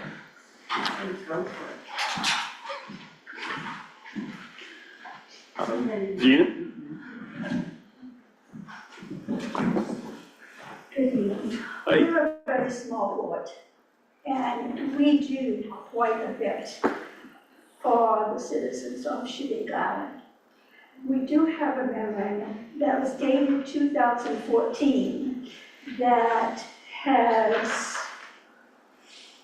your selectmen, your chair, and your other selectmen have signed it. Yep. So you guys have had this whole time, and whether you look for it or not, I'm sorry, but you have had this. Also, if you do not want one person to handle all the finances for this building, it's gonna cost quite a bit of money. Oh, yeah. To divide up all three of them and have each one pay their own monies. As their own heat, their own electricity, their own telephones. Right now, it's a lot less money, and we have somebody that can tell you to the penny what is spent and how much is spent. If the town would love to take this building over, we would love to give it to the town. But what we ask for money is very little compared to what the rec center asks and the kids' place asks. And I think that's a building that maybe the town should be taking over. Thank you. Thank you, Gina. Any other comments or questions? Really beginning to sound like Washington here in terms of privatizing, so we're going the other direction, sorry, other direction. Carol? Yeah, and I just want to apologize to, let's see, CHICC. I got it right? Because apparently you did submit this MOU, which it wasn't in the packet, and to be honest, we get tons of email, and I did not notice that that was in fact another MOU. It has not been submitted with any information in the past couple of years, so that is why I was not aware of it. I think, all of us maybe need to kind of revisit this operation. I think Beek is trying to make a good attempt at streamlining it, even though it doesn't sound like it's streamlined tonight. But I think it would help everybody, including the nonprofits, if we had a simplified system. I do think, I would echo what Mark said, and I do think if it turns out to be too challenging for a nonprofit to manage this facility, I think the town would clearly consider assuming responsibility for it, because we understand how important it is to the community. We also understand what a burden it is on a bunch of volunteers to maintain it. And I frankly don't necessarily expect that to continue in perpetuity. So if that's an interest of the hall, who owns the property, it was only this year that I understood this strange arrangement where the library doesn't even own the property, maybe not. I don't quite understand still what that whole arrangement is, but the bottom line is it's public, it's used extensively by the public. The select board's committed to help maintaining it. If we can make it easier on the volunteer community by assuming responsibility for it, I certainly would advocate for that. So as we have this discussion, I think that's something to consider. Yeah. And personally, it's been my impression for quite some time now, or it's become increasingly apparent to my viewpoint, that much of what was provided by volunteer organizations here on this island, in this community in the past, was done so by volunteer organizations and generous individuals because the town of Cumberland wasn't thinking of us as a community the way we thought of us as a community. So the rec center, the pool, the hall, I don't think of this hall as something like what West Custigo used to be, as kind of a nonprofit gathering place. This is we call it the Island Hall, but it's the town hall. And that's how it feels when you walk in here, when you go to meetings here, even when you go to social events here, the lunches on Wednesdays in the wintertime. And now that we're our own town, there are several things that are coming home to roost. One is we're an aging community, and a lot of our boards are populated by people who are, in some cases, deciding to go away for a couple months or go camping and goof off instead of being on a board for 23 years. So those are realities we're going to have to deal with. There are other realities, one of which was pointed out, I want to say probably most clearly by Deb. We are struggling now with a lack of institutional knowledge and continuity. Now that we've been around as a town for 17 years, we've had enough turnover. The Stone Pier is a really good example. We're now moving forward on a plan that's not that much different than the one we looked at 12 years ago, 14 years ago. So how do we maintain continuity when boards turn over time? How do we store our data in such fashion that, in this case, this MOU that's been around for a long time, I cannot tell you where to go find that on the town's online filing system. It's probably there somewhere, but it doesn't show up if you search for it.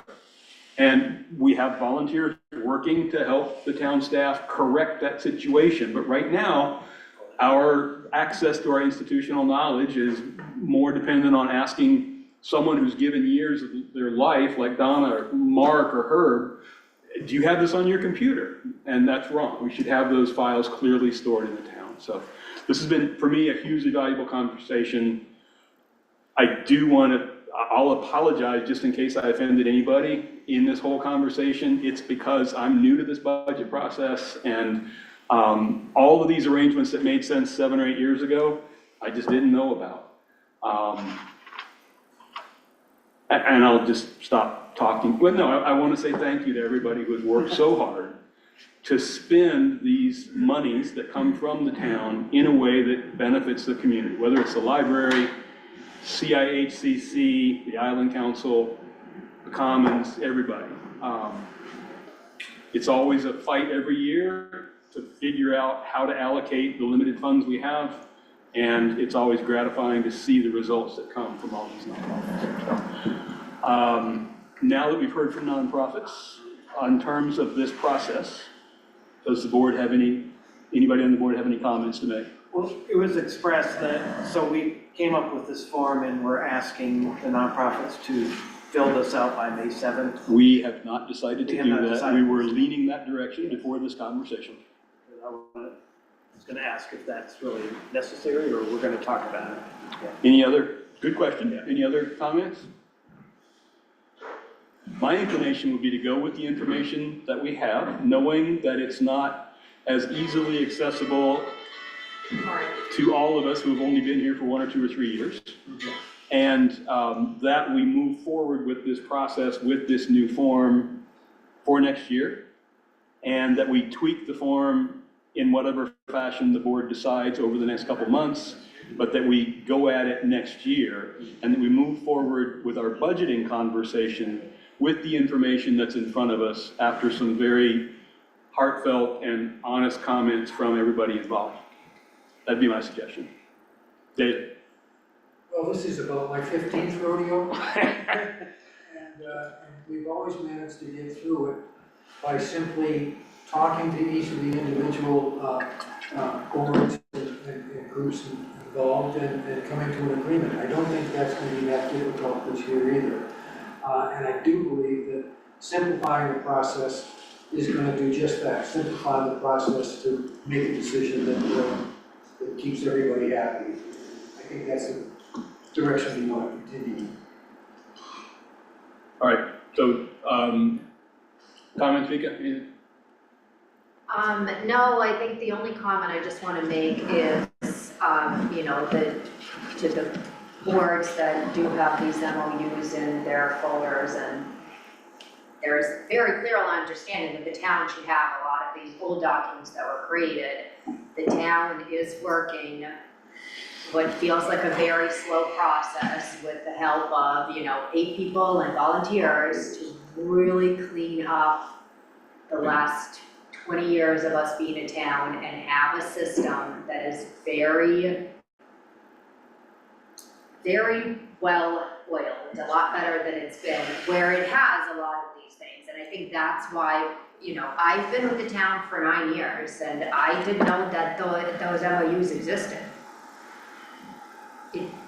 Some things are on paper, some things are online, some people just happen to be an email. And so we're working to try to streamline that process so it's better on our end, recognizing that there are some setbacks as a result. So thank you for your patience. So is it the sense of the board that we should finalize this streamlined MOU process going forward, starting with next budget year? Does that work for everybody? Okay. Again, thank you all. Stick around if you want. We're going to talk numbers next. But you don't have to if you don't want to. All right. I need to get We need a break? Yep. 5-minute break? 5-minute break. 5-minute break.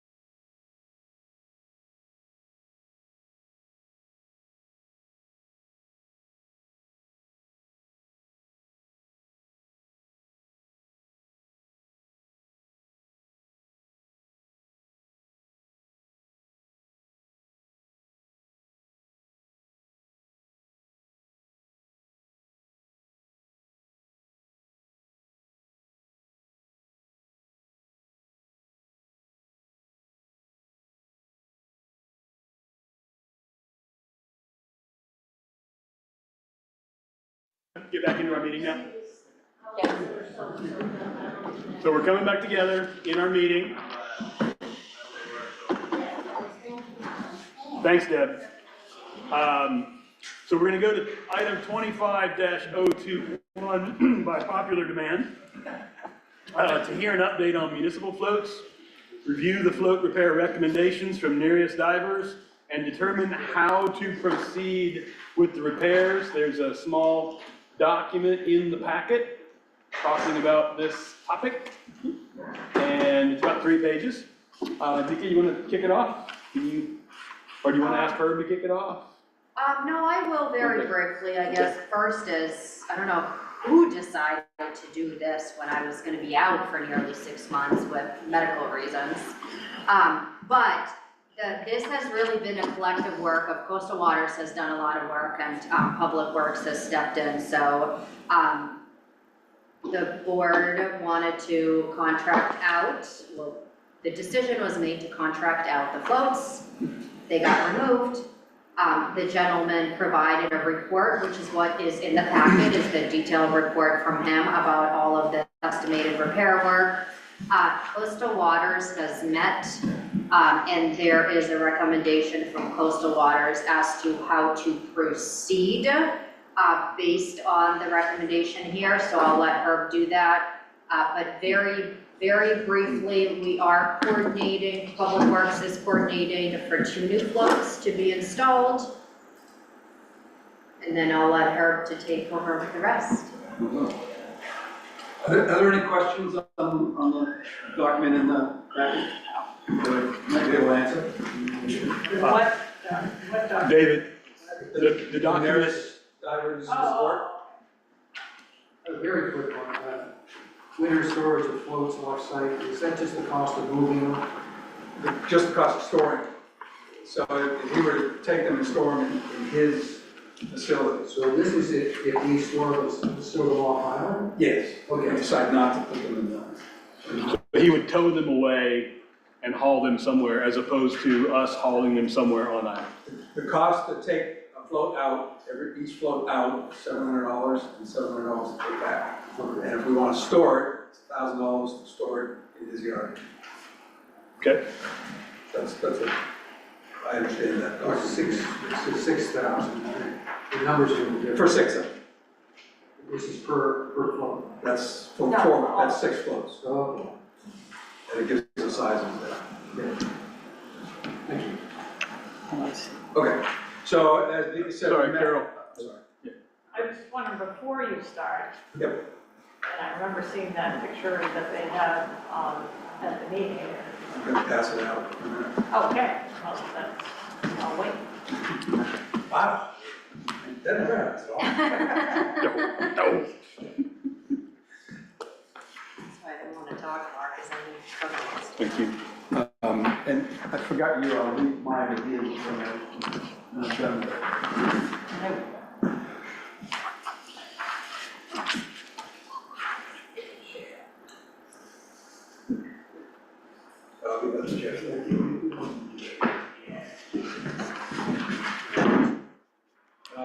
I gave one to the finance committee today. So I decided not to put this into the packet on purpose because I think it's going to need a little explanation. I didn't want to confuse things too much. It's much simpler than what it might look like. But this gives all the details. So on the 27th, we met and went over Zach's report. The commission felt, from a strategic standpoint, that putting the amount of money that it was going to take to repair those floats into the old floats was not worth it, since we were trying to replace them all anyways.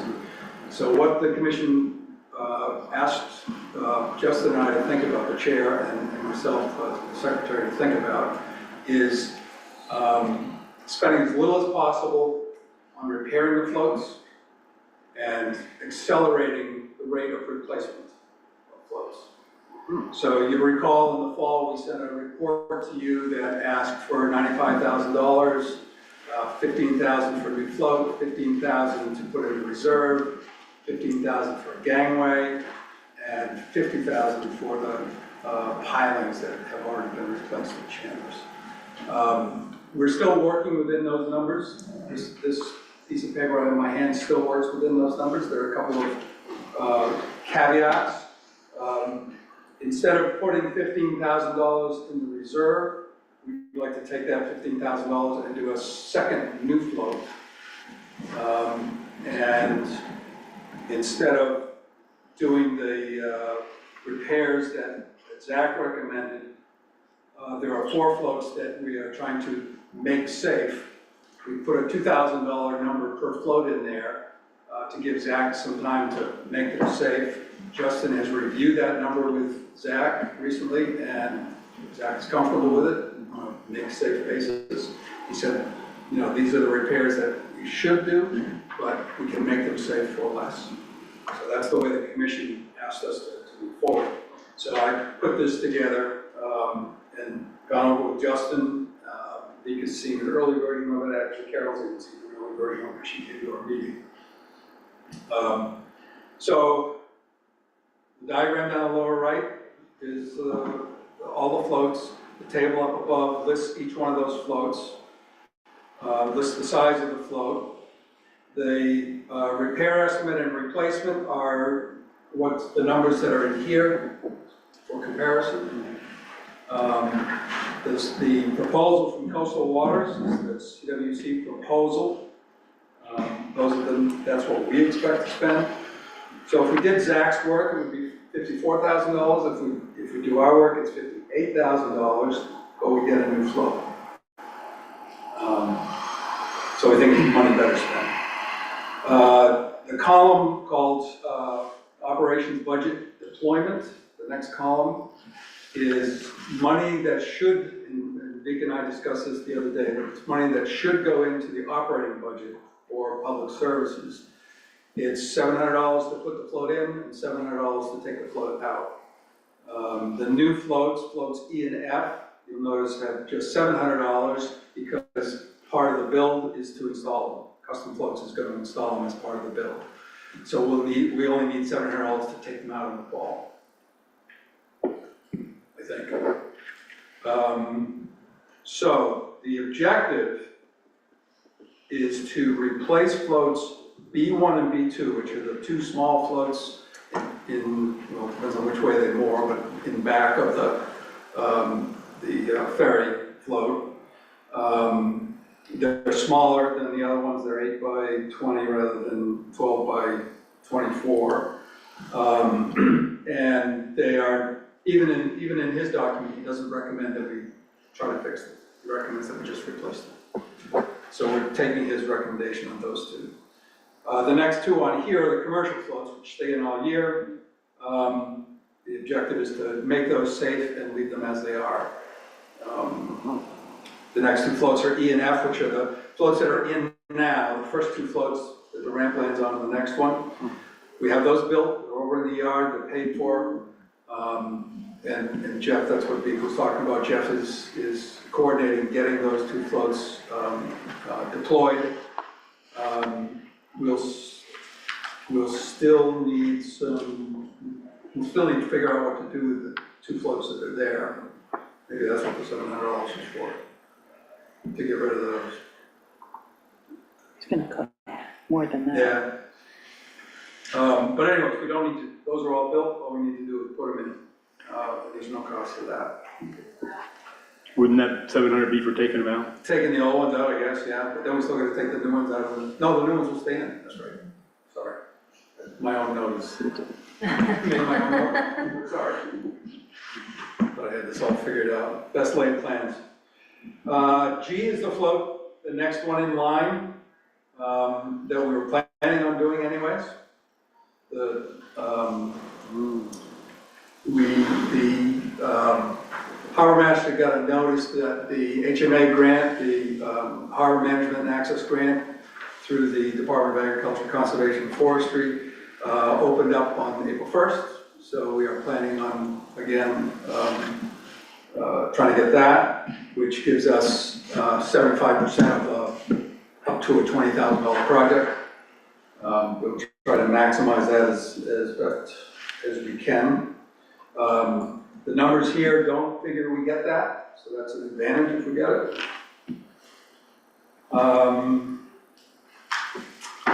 We are hoping to add to that, this is first time you've heard this, a build at the same time of float H, the next one in the line. So we want to build 2 new floats, 2 new of those floats out on the 5-float system there, instead of 1, like we were recommending in the fall. And that is to accelerate the replacements because we don't want to put money into the old floats.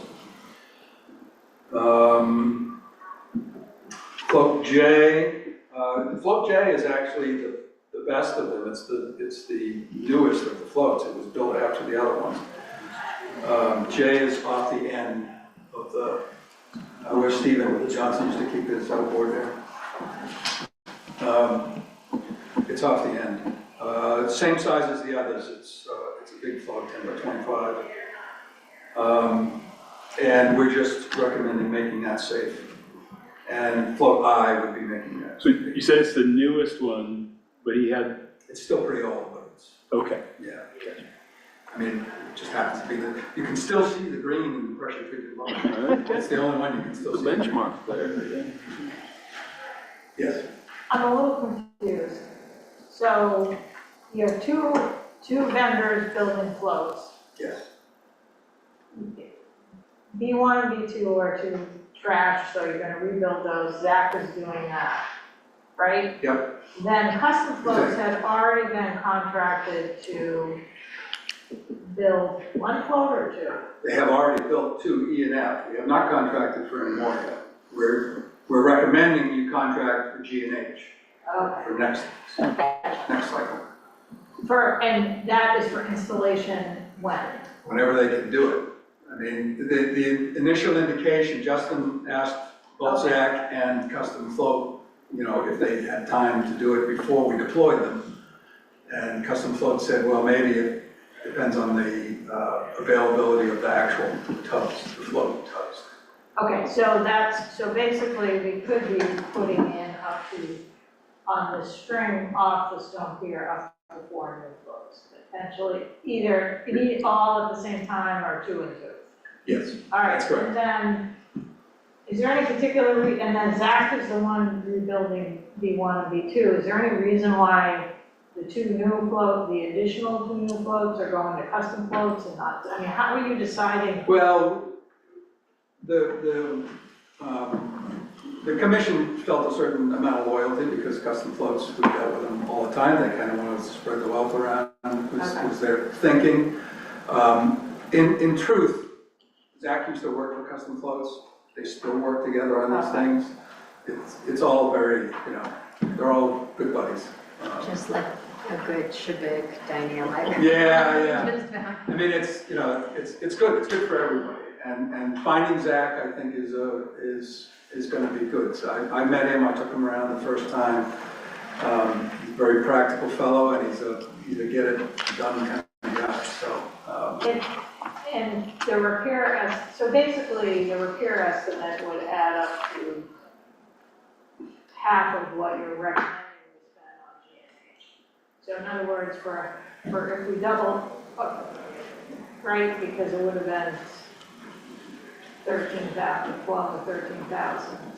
In other words, if we just repaired G&H, we'd be spending on the order of 12,000. You're suggesting we replace them and spend the 30,000. Yeah, you can take it that way.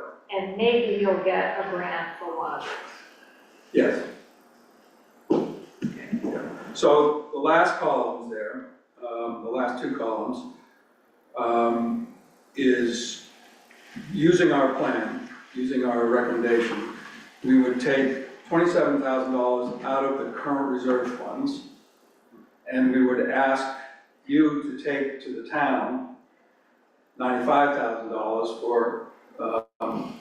for the reserve fund to cover the G&H floats plus the Chandler's Pier and the gangway. So the impact of changing what we've changed and realizing what we have to do right now is that we could possibly draw down the reserve fund lower than what we'd like to. So down at the bottom left there, we currently have $48,000 in there right now. After all of this happens, we could potentially, within fiscal year '26, we could potentially draw it down to 21,000, just using these simple things, these simple numbers here. But the commission is comfortable with that because we want to accelerate, we want to get these out of the water and get them safe and get this work done. The timing on these things could be advantageous. For example, the timing on the piling numbers down there, originally Beazer said that we would only need half the money this fiscal year and half the money next fiscal year. But he's gone, and I don't know what they're doing down there and how that schedule is all different than what he thought it was. I don't know how we're gonna give them the $50 or whatever, $90,000 for that job. I don't know how that's gonna work. And what the timings of that, what fiscal years it will fall in, what they need to do when. So the total cost of the pilings is on the order of 90,000. We own, what is it, 6 pilings at Chandler's Cove that we have to pay to replace. Well, 6 plus, did they Whatever. replace the And the other 4, I think it's 3 of them. 3, yes. Whatever, we Yeah, have a certain number of, it's weird, but we have a certain number of pilings that are the township's responsibility. The total cost, my recollection, was 90,000. We can qualify potentially for a DOT ship grant, which would pay half. So the advantage, so the number that Herb is showing here assumes that we're getting that grant. I'm kind of in the finance committee's camp where I like to know the total cost. Let's hope we get the grant. So just to be aware, that's really half of what the actual cost is. That's right, $50,000 is half of what the actual cost of those pilings would be. So either we get a ship grant or we try and pay it in the next fiscal year. Which they probably would be They probably- amenable to. I don't know what the current schedule is, but then before we leave the stone pier, what's the status of float A? It's not on the table. It's working good. So it doesn't have an immediate repair on the horizon. That's correct. Is that right? That's the ferry float. That's correct, in my opinion. We would like to replace the gangway, G2, Right. between that float and the commercial float. That one, Mark kind of patched it up last year, but needs to be replaced. So this 95,000, does that include the operational deployment? I don't quite understand so your 90,000 is just this new column and that's coming from reserve funds? Is that where that's The coming from? $95,000 is what you're gonna raise at town meeting for us. For the reserve? And it's already currently in the current budget discussion, that dollar number is in the recommended So reserve. where in the 12,600 is not in the 95? It's nowhere. It Right. should be probably in the operating budget, but I don't think it's there now. Well, and I'm looking at the public works, whatever it is, public services budget. There was I believe from my memory, there was $8,000 put in the operated budget. Right, but we are way under on wages in that budget, and it seems to me we could move money around within the department, right? Within the department? Right? Yeah. In this fiscal year, so my recommendation is that, for example, line item 1,000, 3,100 line, get that line. What page what document are you referring to? So in the current, In the treasurer's report. Revenue or second budget discussion, 32825, page 12. For year to date, we have a budgeted amount of 97,000 and we've spent 36,400. So we have a pretty big, buffer there, and it seems at a minimum we should use. But the part-time wages are way over that, so you gotta take together. Yeah, but it's still a She's pretty looking at the big, whole budget. it's still a pretty big buffer. I mean, I think what I'm suggesting is that we should have, particularly because we've been understaffed, and this is in lieu of staff doing this, it seems like we should take that money out of public services to cover the cost, the 12,600. Does that seem feasible? So your recommendation is to, cover the $12,000 for the operating budget out of the current fiscal year contracted service? Well, I would, yeah, I mean, there's probably not enough in contracted services, but I would But out of fund that it. department. But I mean, our budget, unless this is way off, we are well under the budgeted amount. Can I make a counter recommendation? So I get what you're saying and I agree with that. The goal is to have it be under budget. The town can expend up to 10% exceeding the budget. A safer alternative is one that I would recommend is to pull the money out of selectmen contingency. So then you're not potentially risking, you know, the overage of this, but if that's, you know, if the board wants to take the chance, right? Yeah.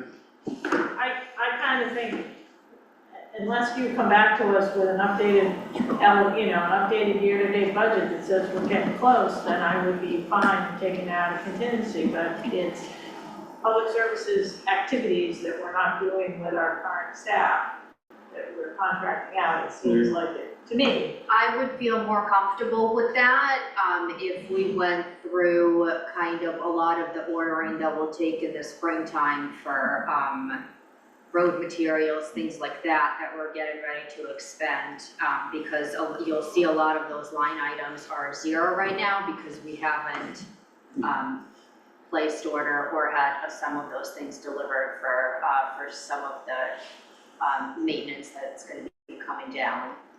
But, I mean, if that's what you're recommending, then by all means, I'll. What were you gonna say?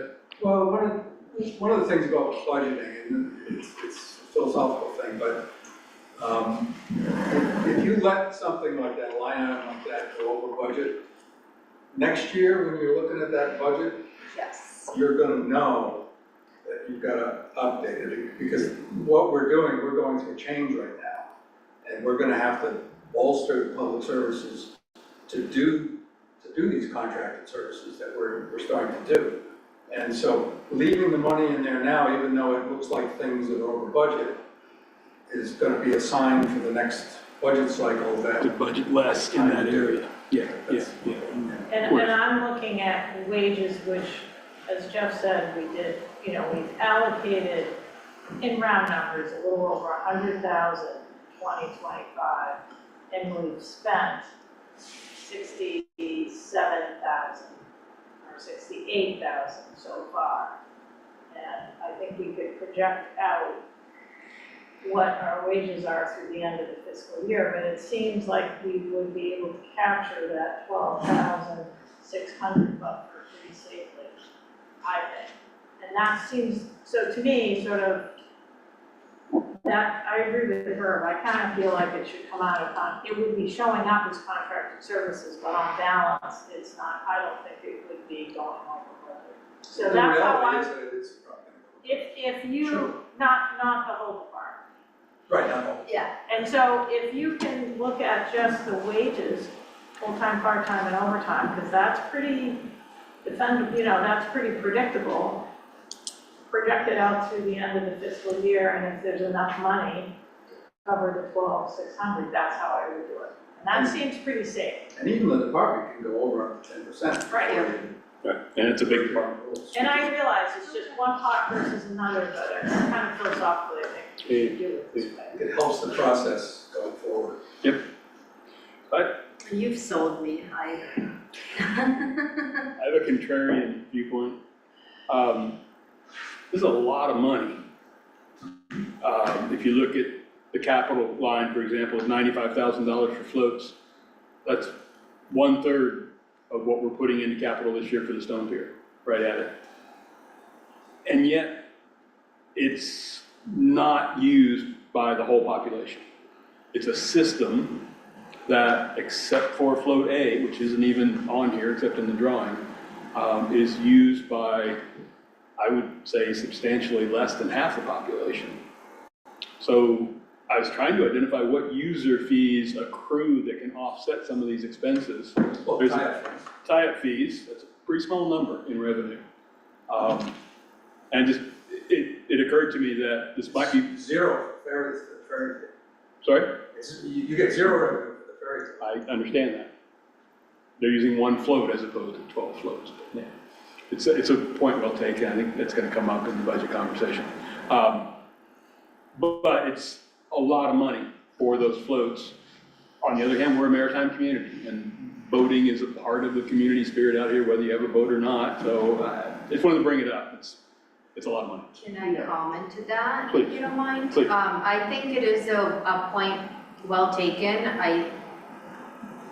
I think what Coastal Waters has done a great job this year is bringing us to a more current process of how we should be looking at a lot of the infrastructure in this community. And this is a huge chunk of cash, and we are a maritime community. But it's because we've been a bit behind in the process. And so I think that this will, I don't anticipate that it would be, $95,000 every year that Coastal Waters is going to recommend this dollar amount, that after this year, if everything comes to fruition, potentially within the next year, we could have up to 6 brand new floats. The longevity, the care, the maintenance, if done properly, will kind of disperse and distribute some of those funds. And so I think that those questions will come up, but I think it is very important to remember that the goal is to not have this be an anticipated annual number, and it's really catching up to the maintenance that has not been done in several years. And remember, half of that is islands. Yeah. So, correct. this is a great report, and it's, I believe every penny you have here is, Oh, geez. well, but it's like what Bob was saying, I just think the cost of this could come out of some kind of usage fee for those who use it, pay more for it than the rest of us who, as Bob mentioned, we only use a fraction of it. And it would fall onto those users, whoever they are, instead of the property tax people who have less to gain from it. But that's not what you were studying, but you. It's not my problem. It's not your problem. Admire your problem, I have no solution. Okay, Carol.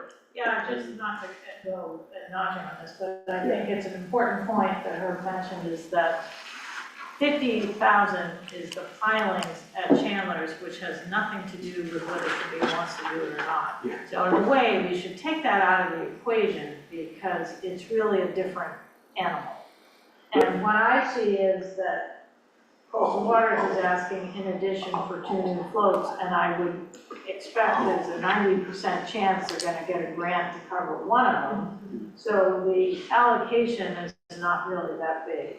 And so I think you really, the Chandler's pilings are a one-shot deal. Correct. That's not an annual cost. And so you shouldn't incorporate that into the thinking about usage fees. And now that you've said that between the two of you 5 times, it finally sunk into me. Look to the left of the page where it says Chandler's Piles. I was looking to the right and not getting that. So thank you, Carol.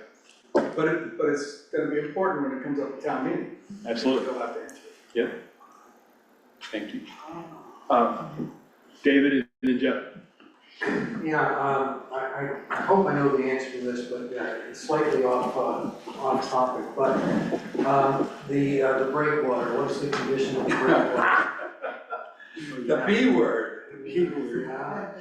The breakwater is invisible. It doesn't, we haven't talked about it much. Except to say that we're gonna have to talk about it. I mean, you're absolutely right in pointing it out. It's, Ernie calls it the wave amplifier, so there's a certain contingent that wants to rip it out of there and leave it out. I think it's part of the bigger project of the upgrades to the stone pier, what you're gonna do on that, down that end, and what you're gonna do with that. And if it can't be incorporated in that, then we will take it up as a. It's not gonna fall down tomorrow. As a coastal waters, parts of it might. Might be better. There's some pretty good holes in it. Kind of off topic though, so let's bring it back. Yeah, it is in the inventory, just so you know, we haven't forgotten it, it really isn't invisible. And we've dimensioned it, we know kind of, what it would take to get a quote, so that's the amount of work we've done on it. Yeah, and Jeff? So just to give some more information that maybe you haven't had yet, I spoke with Scott Dyer at Custom Floats today. The city of Westbrook is putting in a new water line which cuts off access to their yard. So he's got a bunch of new floats in his yard that he can't get out for probably a couple of weeks. Then there's a school vacation week with him and his wife. So we're kind of shooting for the earliest he could do it would be the end of the 3rd week of April or the 4th week of April. It would be the earliest and best times for him to do it. When you say do it, you mean? To install it. Yeah. To install the 2 new ones. Install the 2 new ones that are ready. E and F. Right. For him to take away the old ones, the cost would be, you probably don't want to know what that dollar figure is. He wouldn't even give it to me because he would have to pay for hauling, disposal fees. So it's going to be our responsibility what we do with those old floats, which Doesn't don't have a solution for yet. I agree with floats B1 and B2 being replaced. They were junk when we pulled them out of the water. They barely survived getting taken off the truck. Questions for storing the floats up in at Zach's yard. If we try to continue to remove the floats ourselves and store them, as the finance committee knows, the boom truck we have and the trailer that we have are on their last leg.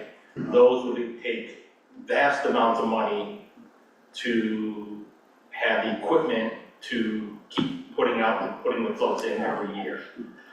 Probably more than being hauled up the river and stored.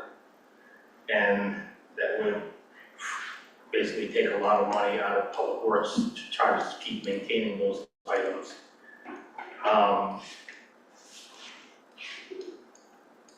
Some of the other money that maybe didn't show up on this as part of the float system is float J. That's the one that got hung up last year. The bracket system for that never got repaired. So that's an issue on the middle piling.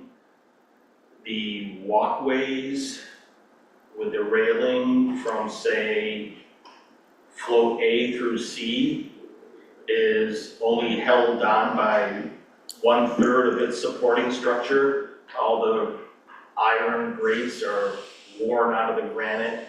There's 1 half-inch piece of rebar that's kind of holding the whole thing from waving with the waves. So I think that would be something to consider as well for a safety aspect, that whole railing system is in need of repair. That doesn't show up on the floats, but it's part of the floats. Can you just, I'm trying to picture where you mean. Do you mean how the floats are attached to the actual stone pier, or do you mean the gangway railing? I'm a little confused. So if go down to the ramp to go onto the ferry, the railing system past it that leads to the commercial floats. Right. And the public floats. G2. That is on there. That's the gangway, right? That's G2. Yeah. But it's not the gangway, it's the railing that's on part of the asphalt and the granite blocks on top. Oh, you're talking about, Oh, yeah, way up on the, up on top. Up on top, that serves what purpose?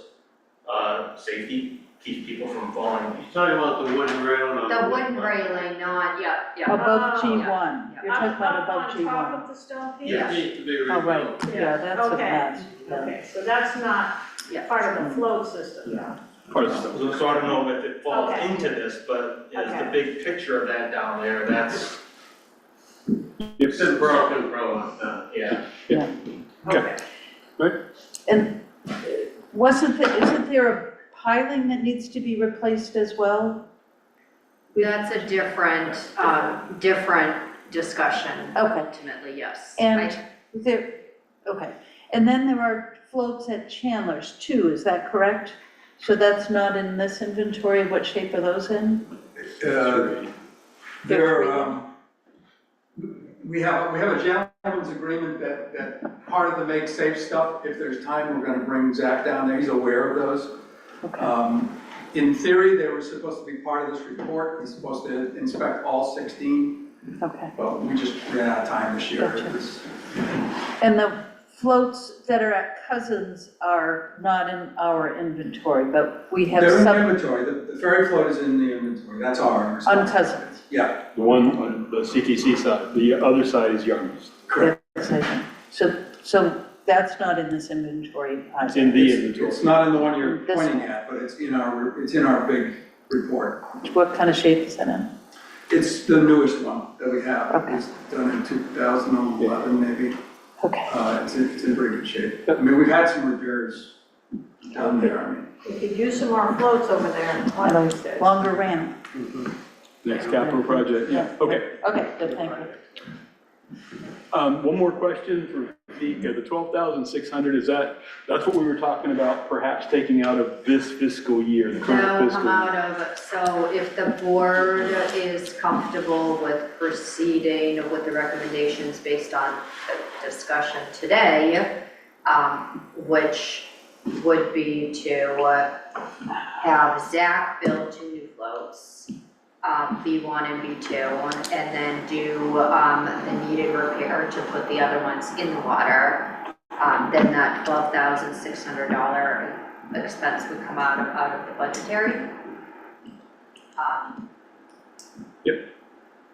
Under contracted services, Correct. and we'll go over budget on contracted. Contracted service is already over budget, so we'll go Oh, over yeah, it more, but that's fine.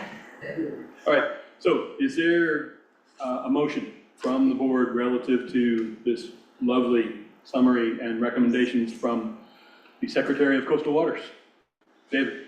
I assume I move that we accept the recommendations of Coastal Water Committee as presented tonight. Is there a second? Second by Eliza, discussion by the board? Any discussion from the public before we vote? John? Just one question, I mean, this is super, and this is what we need all the departments to come forward with in the future. You said something about $1,000 storage Per float? per float. Is that on that sheet? No. Because we're storing them in our public Is service. that the plan to continue, or we haven't? Sounds like it. We haven't discussed it as a Coastal Waters Commission, but they just discussed it there and they kind of like the idea, and Jeff likes the idea of getting it out. Per year. $6,000 per year wow. for island storage. So Yeah, it's, 'cause Jeff needs to, we need to replace a lot of trucks and equipment to do it here. I'm just trying to get. Yeah, if when we pull them out in the fall, you want to store them at Zach's yard, you're gonna add 6,000 volts, yes. right. So the question I would ask that we didn't talk about when we were on that topic, which isn't really related to this proposal. So I want to come back to that after we have this vote. So any other questions relative to this proposal from Coastal Waters? I'm sorry, Mark. I'll be very quick. Okay. First of all, I'd like to say that I appreciate very much the Coastal Water Committee and the town should be addressing this infrastructure. Even though some of these floats correctly are not used by all of the public, a lot of these floats are an extension of this island's road and access system.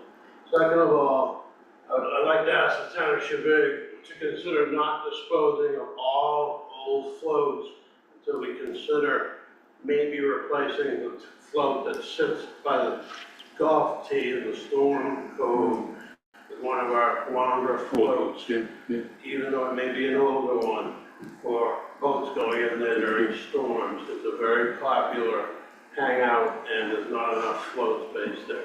Third of all, if you replace the two floats between the ferry system and the barge ramp, which are the two punt floats, I think you said those are gonna get replaced. I think those pilings are nothing more than old well casings, and I'm pretty sure one of them is broken off right down by the mud right now. So you may wanna have that checked out before you hook a float system to it. And third of all, I'd like to suggest that maybe we think about the CTC ferry float on the Stone Wharf side and the CTC landing ferry float on the Cousins Island side, possibly as part of a bigger picture capital plan with us along the longer river. Okay. Okay, so we'll come back to the concept of storage at the end of this upcoming season after we have this vote. Any other comments from the public before we have this vote? Okay, the motion on the floor is to approve this plan from Coastal Waters. It's been seconded. All in favor? Okay. It's unanimous. Motion by David, second by Elijah.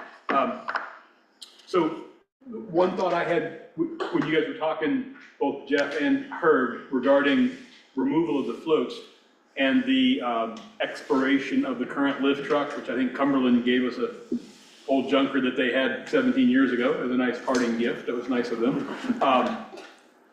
Would it be possible to study the cost of renting a boom truck twice a year, including the cost of barging it out here, and a trailer, and still doing the work ourselves? What would that cost?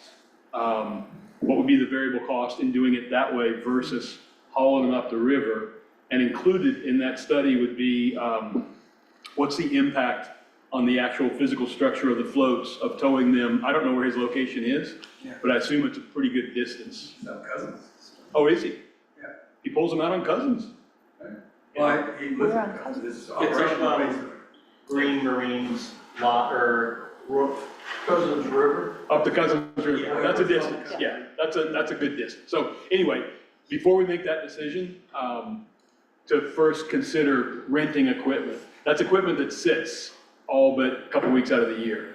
So would it make any sense to rent that equipment and use our people and our land to store it, as opposed to towing them all the way up the river, and including in that, what's the impact of towing them that far?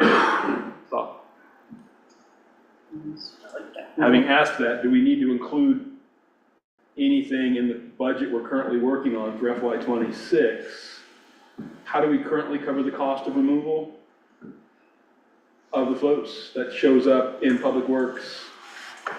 Part of it was contracted services this year? It's in contracted services. Okay. And the removal is going into the operational. Right now, it's being proposed as an operational cost. Of Public Works? Of Public Works. Okay. Yeah. So if we were going to need that $6,000 for storage, did that include him taking them up the river as well? 1,000 per float? I would assume so, it's not clear in the report, right? I don't know how else you do it. Yeah, okay. So that money, if we were gonna spend it, would come out of Public Works That in would some an fashion? operational expense. Yeah, okay. But it would need to be added. Well, it's already in there. Currently, the operational cost has $8,000 in it because that was the higher end of the quote that we received when we were discussing this. This gives us a better idea of what that cost is, and now that we have a better idea in these conversations, if we are going to go with this, then that $8,000 would need to be bumped up a little bit more. If you could work on that and This is- add it yeah. into the budget and as a discussion item for our next budget review. Right, so we have to cover the cost of taking them in and out and then storage. Right, right. The other positive or not positive, if they're stored in his yard, he can then do repair work on them where More the shop is and everything versus paying for him to come out here with all his equipment to do it as well. And I think that's a pretty common arrangement. It is. I think that I would encourage the board, even if we'd have tried for a couple of years, to try to see if the system works. And then, Yep. it's something that has been talked about for years. So go ahead and put that into the budget if you would, and we'll talk about it next time. About keeping them About taking stored them up up the river. the river.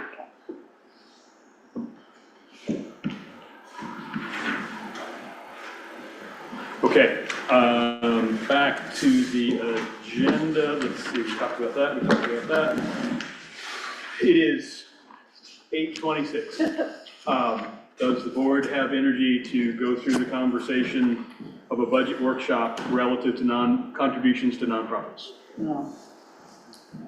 Do you wanna talk Right about- now, as it sits, you have not changed anything. The current budget has last year's No. requested numbers. So if there's been any proposals for increases, those are not currently reflected in the proposed fiscal year 26 budget. And the So- decrease.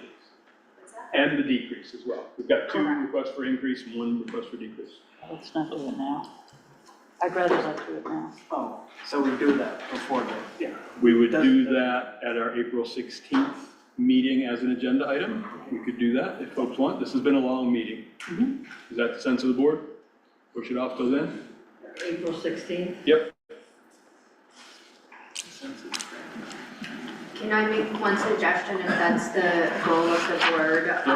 Can the April 16th start with a good focus on the budget? So then that way, Yep.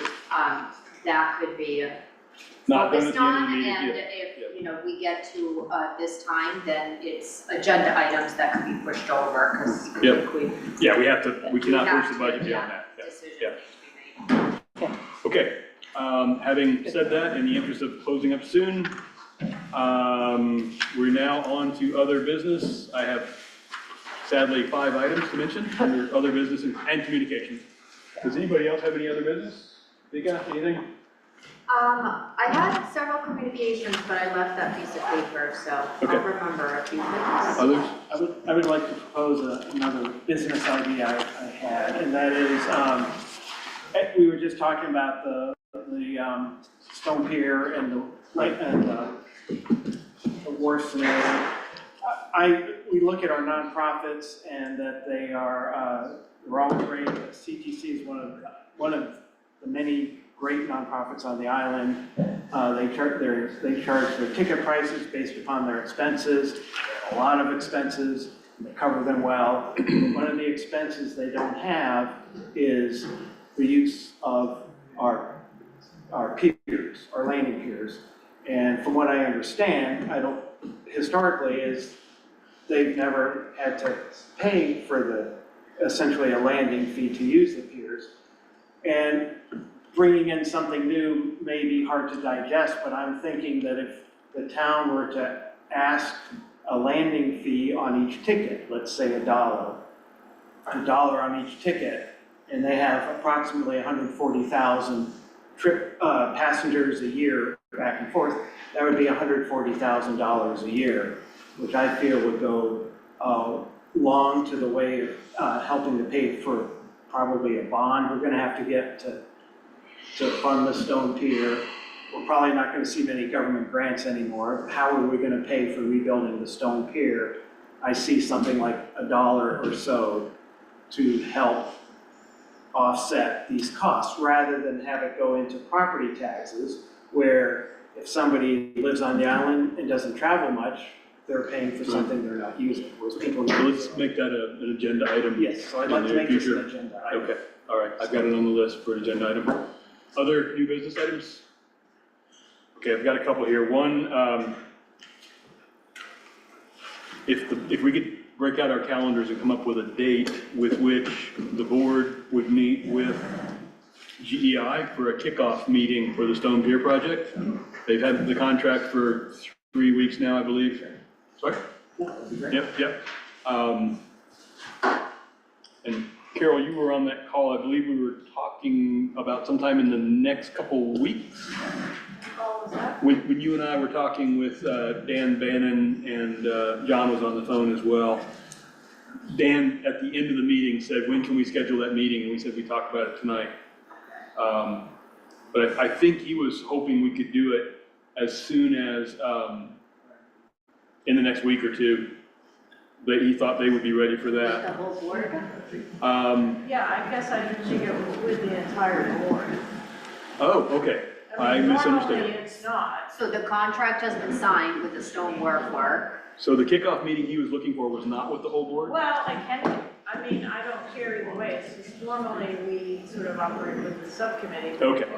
I think if the board's interested, it would be fine to have them all come. I think we should It do would have that. to be most likely during the day, I mean, I don't know. I would encourage to have the subcommittee meet, and if the subcommittee feels that this is discussion worth having with the whole board, then maybe do that. Yeah, I guess I assumed it was sort of a subcommittee. Got it, okay, okay. Just for the Sorry, sake my of bad. time and meetings and trying to coordinate another Yeah, because we meeting have that a we have lot, to advertise. we have a lot to do between now and We do. town meeting. Okay, scratch that item. Moving on. Town garage heat pumps did not get looked at in the rush of trying to hit the 3/31 deadline. The 3/31 deadline for those proposals that Ellie's been working on has now been extended by a month or two. We've had a conversation briefly with Jeff about how that building is currently heated. And so the question is, would the board like for Ellie, if she can get the vendors back out here, as they're working on fine tuning their proposals, which were a little slapdash with that 3/31 date, if she can get at least one of them, ideally, the one that looks like they're gonna be the lead proposal for both the town project and the school project, should we have them take a look at the Public Works building as well, which is currently heated by a mix of fuel oil, 2 truckloads, or 2 deliveries this year of fuel oil, and waste oil, much of which comes from the public, most of which comes from the public. Waste oil is pretty dirty to burn, and the machine does not work that well. So, is it okay? But we would then have to dispose of it. But no, I think it makes sense Well- to get a quote. I also think, just as I'm thinking of it, for the public safety building, I think I need some clarity on, you know, are we ditching the oil furnace, are we repairing the oil furnace, and if so, what's the cost? Because Ellie had a pretty minimal cost, and I think we need to confirm that. So the way the grants are structured, you're required to put in, if you go with the grant and your matching contribution, you're required to design the system to accommodate the entire heat load, but you can certainly keep your old system as a backup. I think Ellie's operating assumption has been keep the old system as a backup and add minimal repairs to it to make it functional. Right, I think it's important to understand what the cost of those minimal repairs are so Mhm. that we can incorporate that into the whole cost. Because what Ralph came to us and said, that system needs to be repaired, maybe you should look at heat pumps. But now we're looking at potentially keeping both, and so we need to look at the entire cost. And she implied that the guy, whoever you don't know his name, could provide an estimate, not in the short time frame he was here before, Right. but maybe now. So I think it's worth getting an estimate on the public safety building. Public Works? I mean, public works garage, but it is a garage, so I think we should, you know, we can see if it makes sense. And then the thought that came up in talking with Jeff and Ellie today was that if we were no longer burning all of that waste oil, that we would need to consider some sort of a fee for the disposal of waste, as opposed to the town bearing that cost, a fee for. Well, it's also possible we could still do both. I don't know what percentage of the heat they provide. Right, Maybe we do yeah. burn it, and we just. Yeah. The other thing that I recall was that if our electrical load right now, we're in some kind of spot where we get this certain net metering rate, and if we expand our capacity needs and we're not supplying as much of our energy, with solar, I just think it might affect the cost accounting of the solar array. And I think we can get an answer to that question on Friday, but it's important to ask that. In other words, if we double our electrical needs on the municipal side, how does that affect? Are we at a step function where the rate There's goes up? there's some implication that I don't understand. Well, there's a rate that we qualify now, But if we and maybe increase, that changes. right, if we increase our municipal side of the equation on electrical capacity needs, that can change the rate. So who finds that out? We're gonna find that out Friday. Yeah, there's a What's happening Friday? finance committee meeting with an expert from solar, the world of solar costing and electricity, coming to the finance committee on Friday. Okay. Yeah, so just a quick question on that. All the select board could tune into that Zoom, if that's okay by I think it's fine. sunshine laws. The It's board, a Oh, meeting no, on you the can- calendar. the board can chime in, if the board starts a discussion and a conversation with more than 3 of them, then it's considered an illegal select So board they could meeting. listen, More than two. they So can I ask would, questions. Yeah, we can attend, we can ask questions. Yes. We can't Okay. discuss amongst We can't ourselves. talk amongst ourselves. yeah, Yeah, so I'll just send you the agenda. and Other send than- the Zoom. Other than via Signal. I've started a chat stream via Signal for us to talk. We're good. Totally. But I will say while we're on the topic, that meeting is this finance committee's meeting. They're submitting some questions to these guys ahead of time. And I think it's important that the rest of us are there mostly to listen, because Right. it's not this, they're doing this pro bono to help the finance committee, and it's not meant to be sort of a free-for-all of questions, and I think we need to be contained. I would encourage that the finance committee take the lead on it. Yeah. Right, and the rest of us can listen, and if we have questions, you can text them to John or Follow up. chat, yeah. Yeah, I agree. But Okay. this is a pro bono thing, and if we want more than this, then we get it. Moving on, next other business item, would the board entertain authorizing the TA to sign sort of a general purposes contract for engineering services with GEI, not for any expenditure of money, but to streamline the process of lining up a project? Carol, can you? Did we get the contract? Oh, that's right. We were supposed to get the contract before we had this I mean, conversation. I guess I would say the contract has the same Uh, conditions of the other Yeah, we got it contract. at 3:30 this afternoon. Oh, I haven't seen it, but Yeah. I I have not read it. wouldn't, well, I think it's general. I would encourage, so what we've asked GEI is to provide a general contract for engineering services so that if we need some other things like we do, we don't have to go through a whole contract approval process, that we can just approve the expenditure. Open-end kind of thing? Well, it's like for services as needed, and then they would give us an estimate for each project. Would you like me to, I mean, it's 2 paragraphs. Would you like me to read it to you right now, and then based on this, you could Works for me. make a motion to approve it and we can have it done? Okay, so dear Victoria, GI Consultants is pleased to submit this proposal for general consultant services to include planning, design, engineering, and permitting to be performed from the town of Shipping Island, the town as requested. GI has recently been supporting to the town a variety of municipal related projects that includes Bennett's Cove Landing, South Shore Drive slope stability, and Stone Wharf schematic design development. The town has requested that GI provide a contract for general services that may include in-person or virtual meetings, site investigations, development or design plans, and specifications, permitting, regular meetings, public presentation, cost estimate support. Services will be provided on future tasks that are identified and requested by the town. Upon the town's request, GI will provide a scope of work outlining the budget associated with each individual task and will proceed upon receipt of the town's written authorization. GI proposes to perform the work on time and expense basis with an initial budget up to $15,000 in accordance with the appended GEI main fee schedule and payment terms dated 2025. The fee schedule will be updated at the end of each calendar year, specific tasks to be performed with a subject to separate written authorization and to include the initial budget. Total budget may be amended based on the task requested by the town and submitted to the town.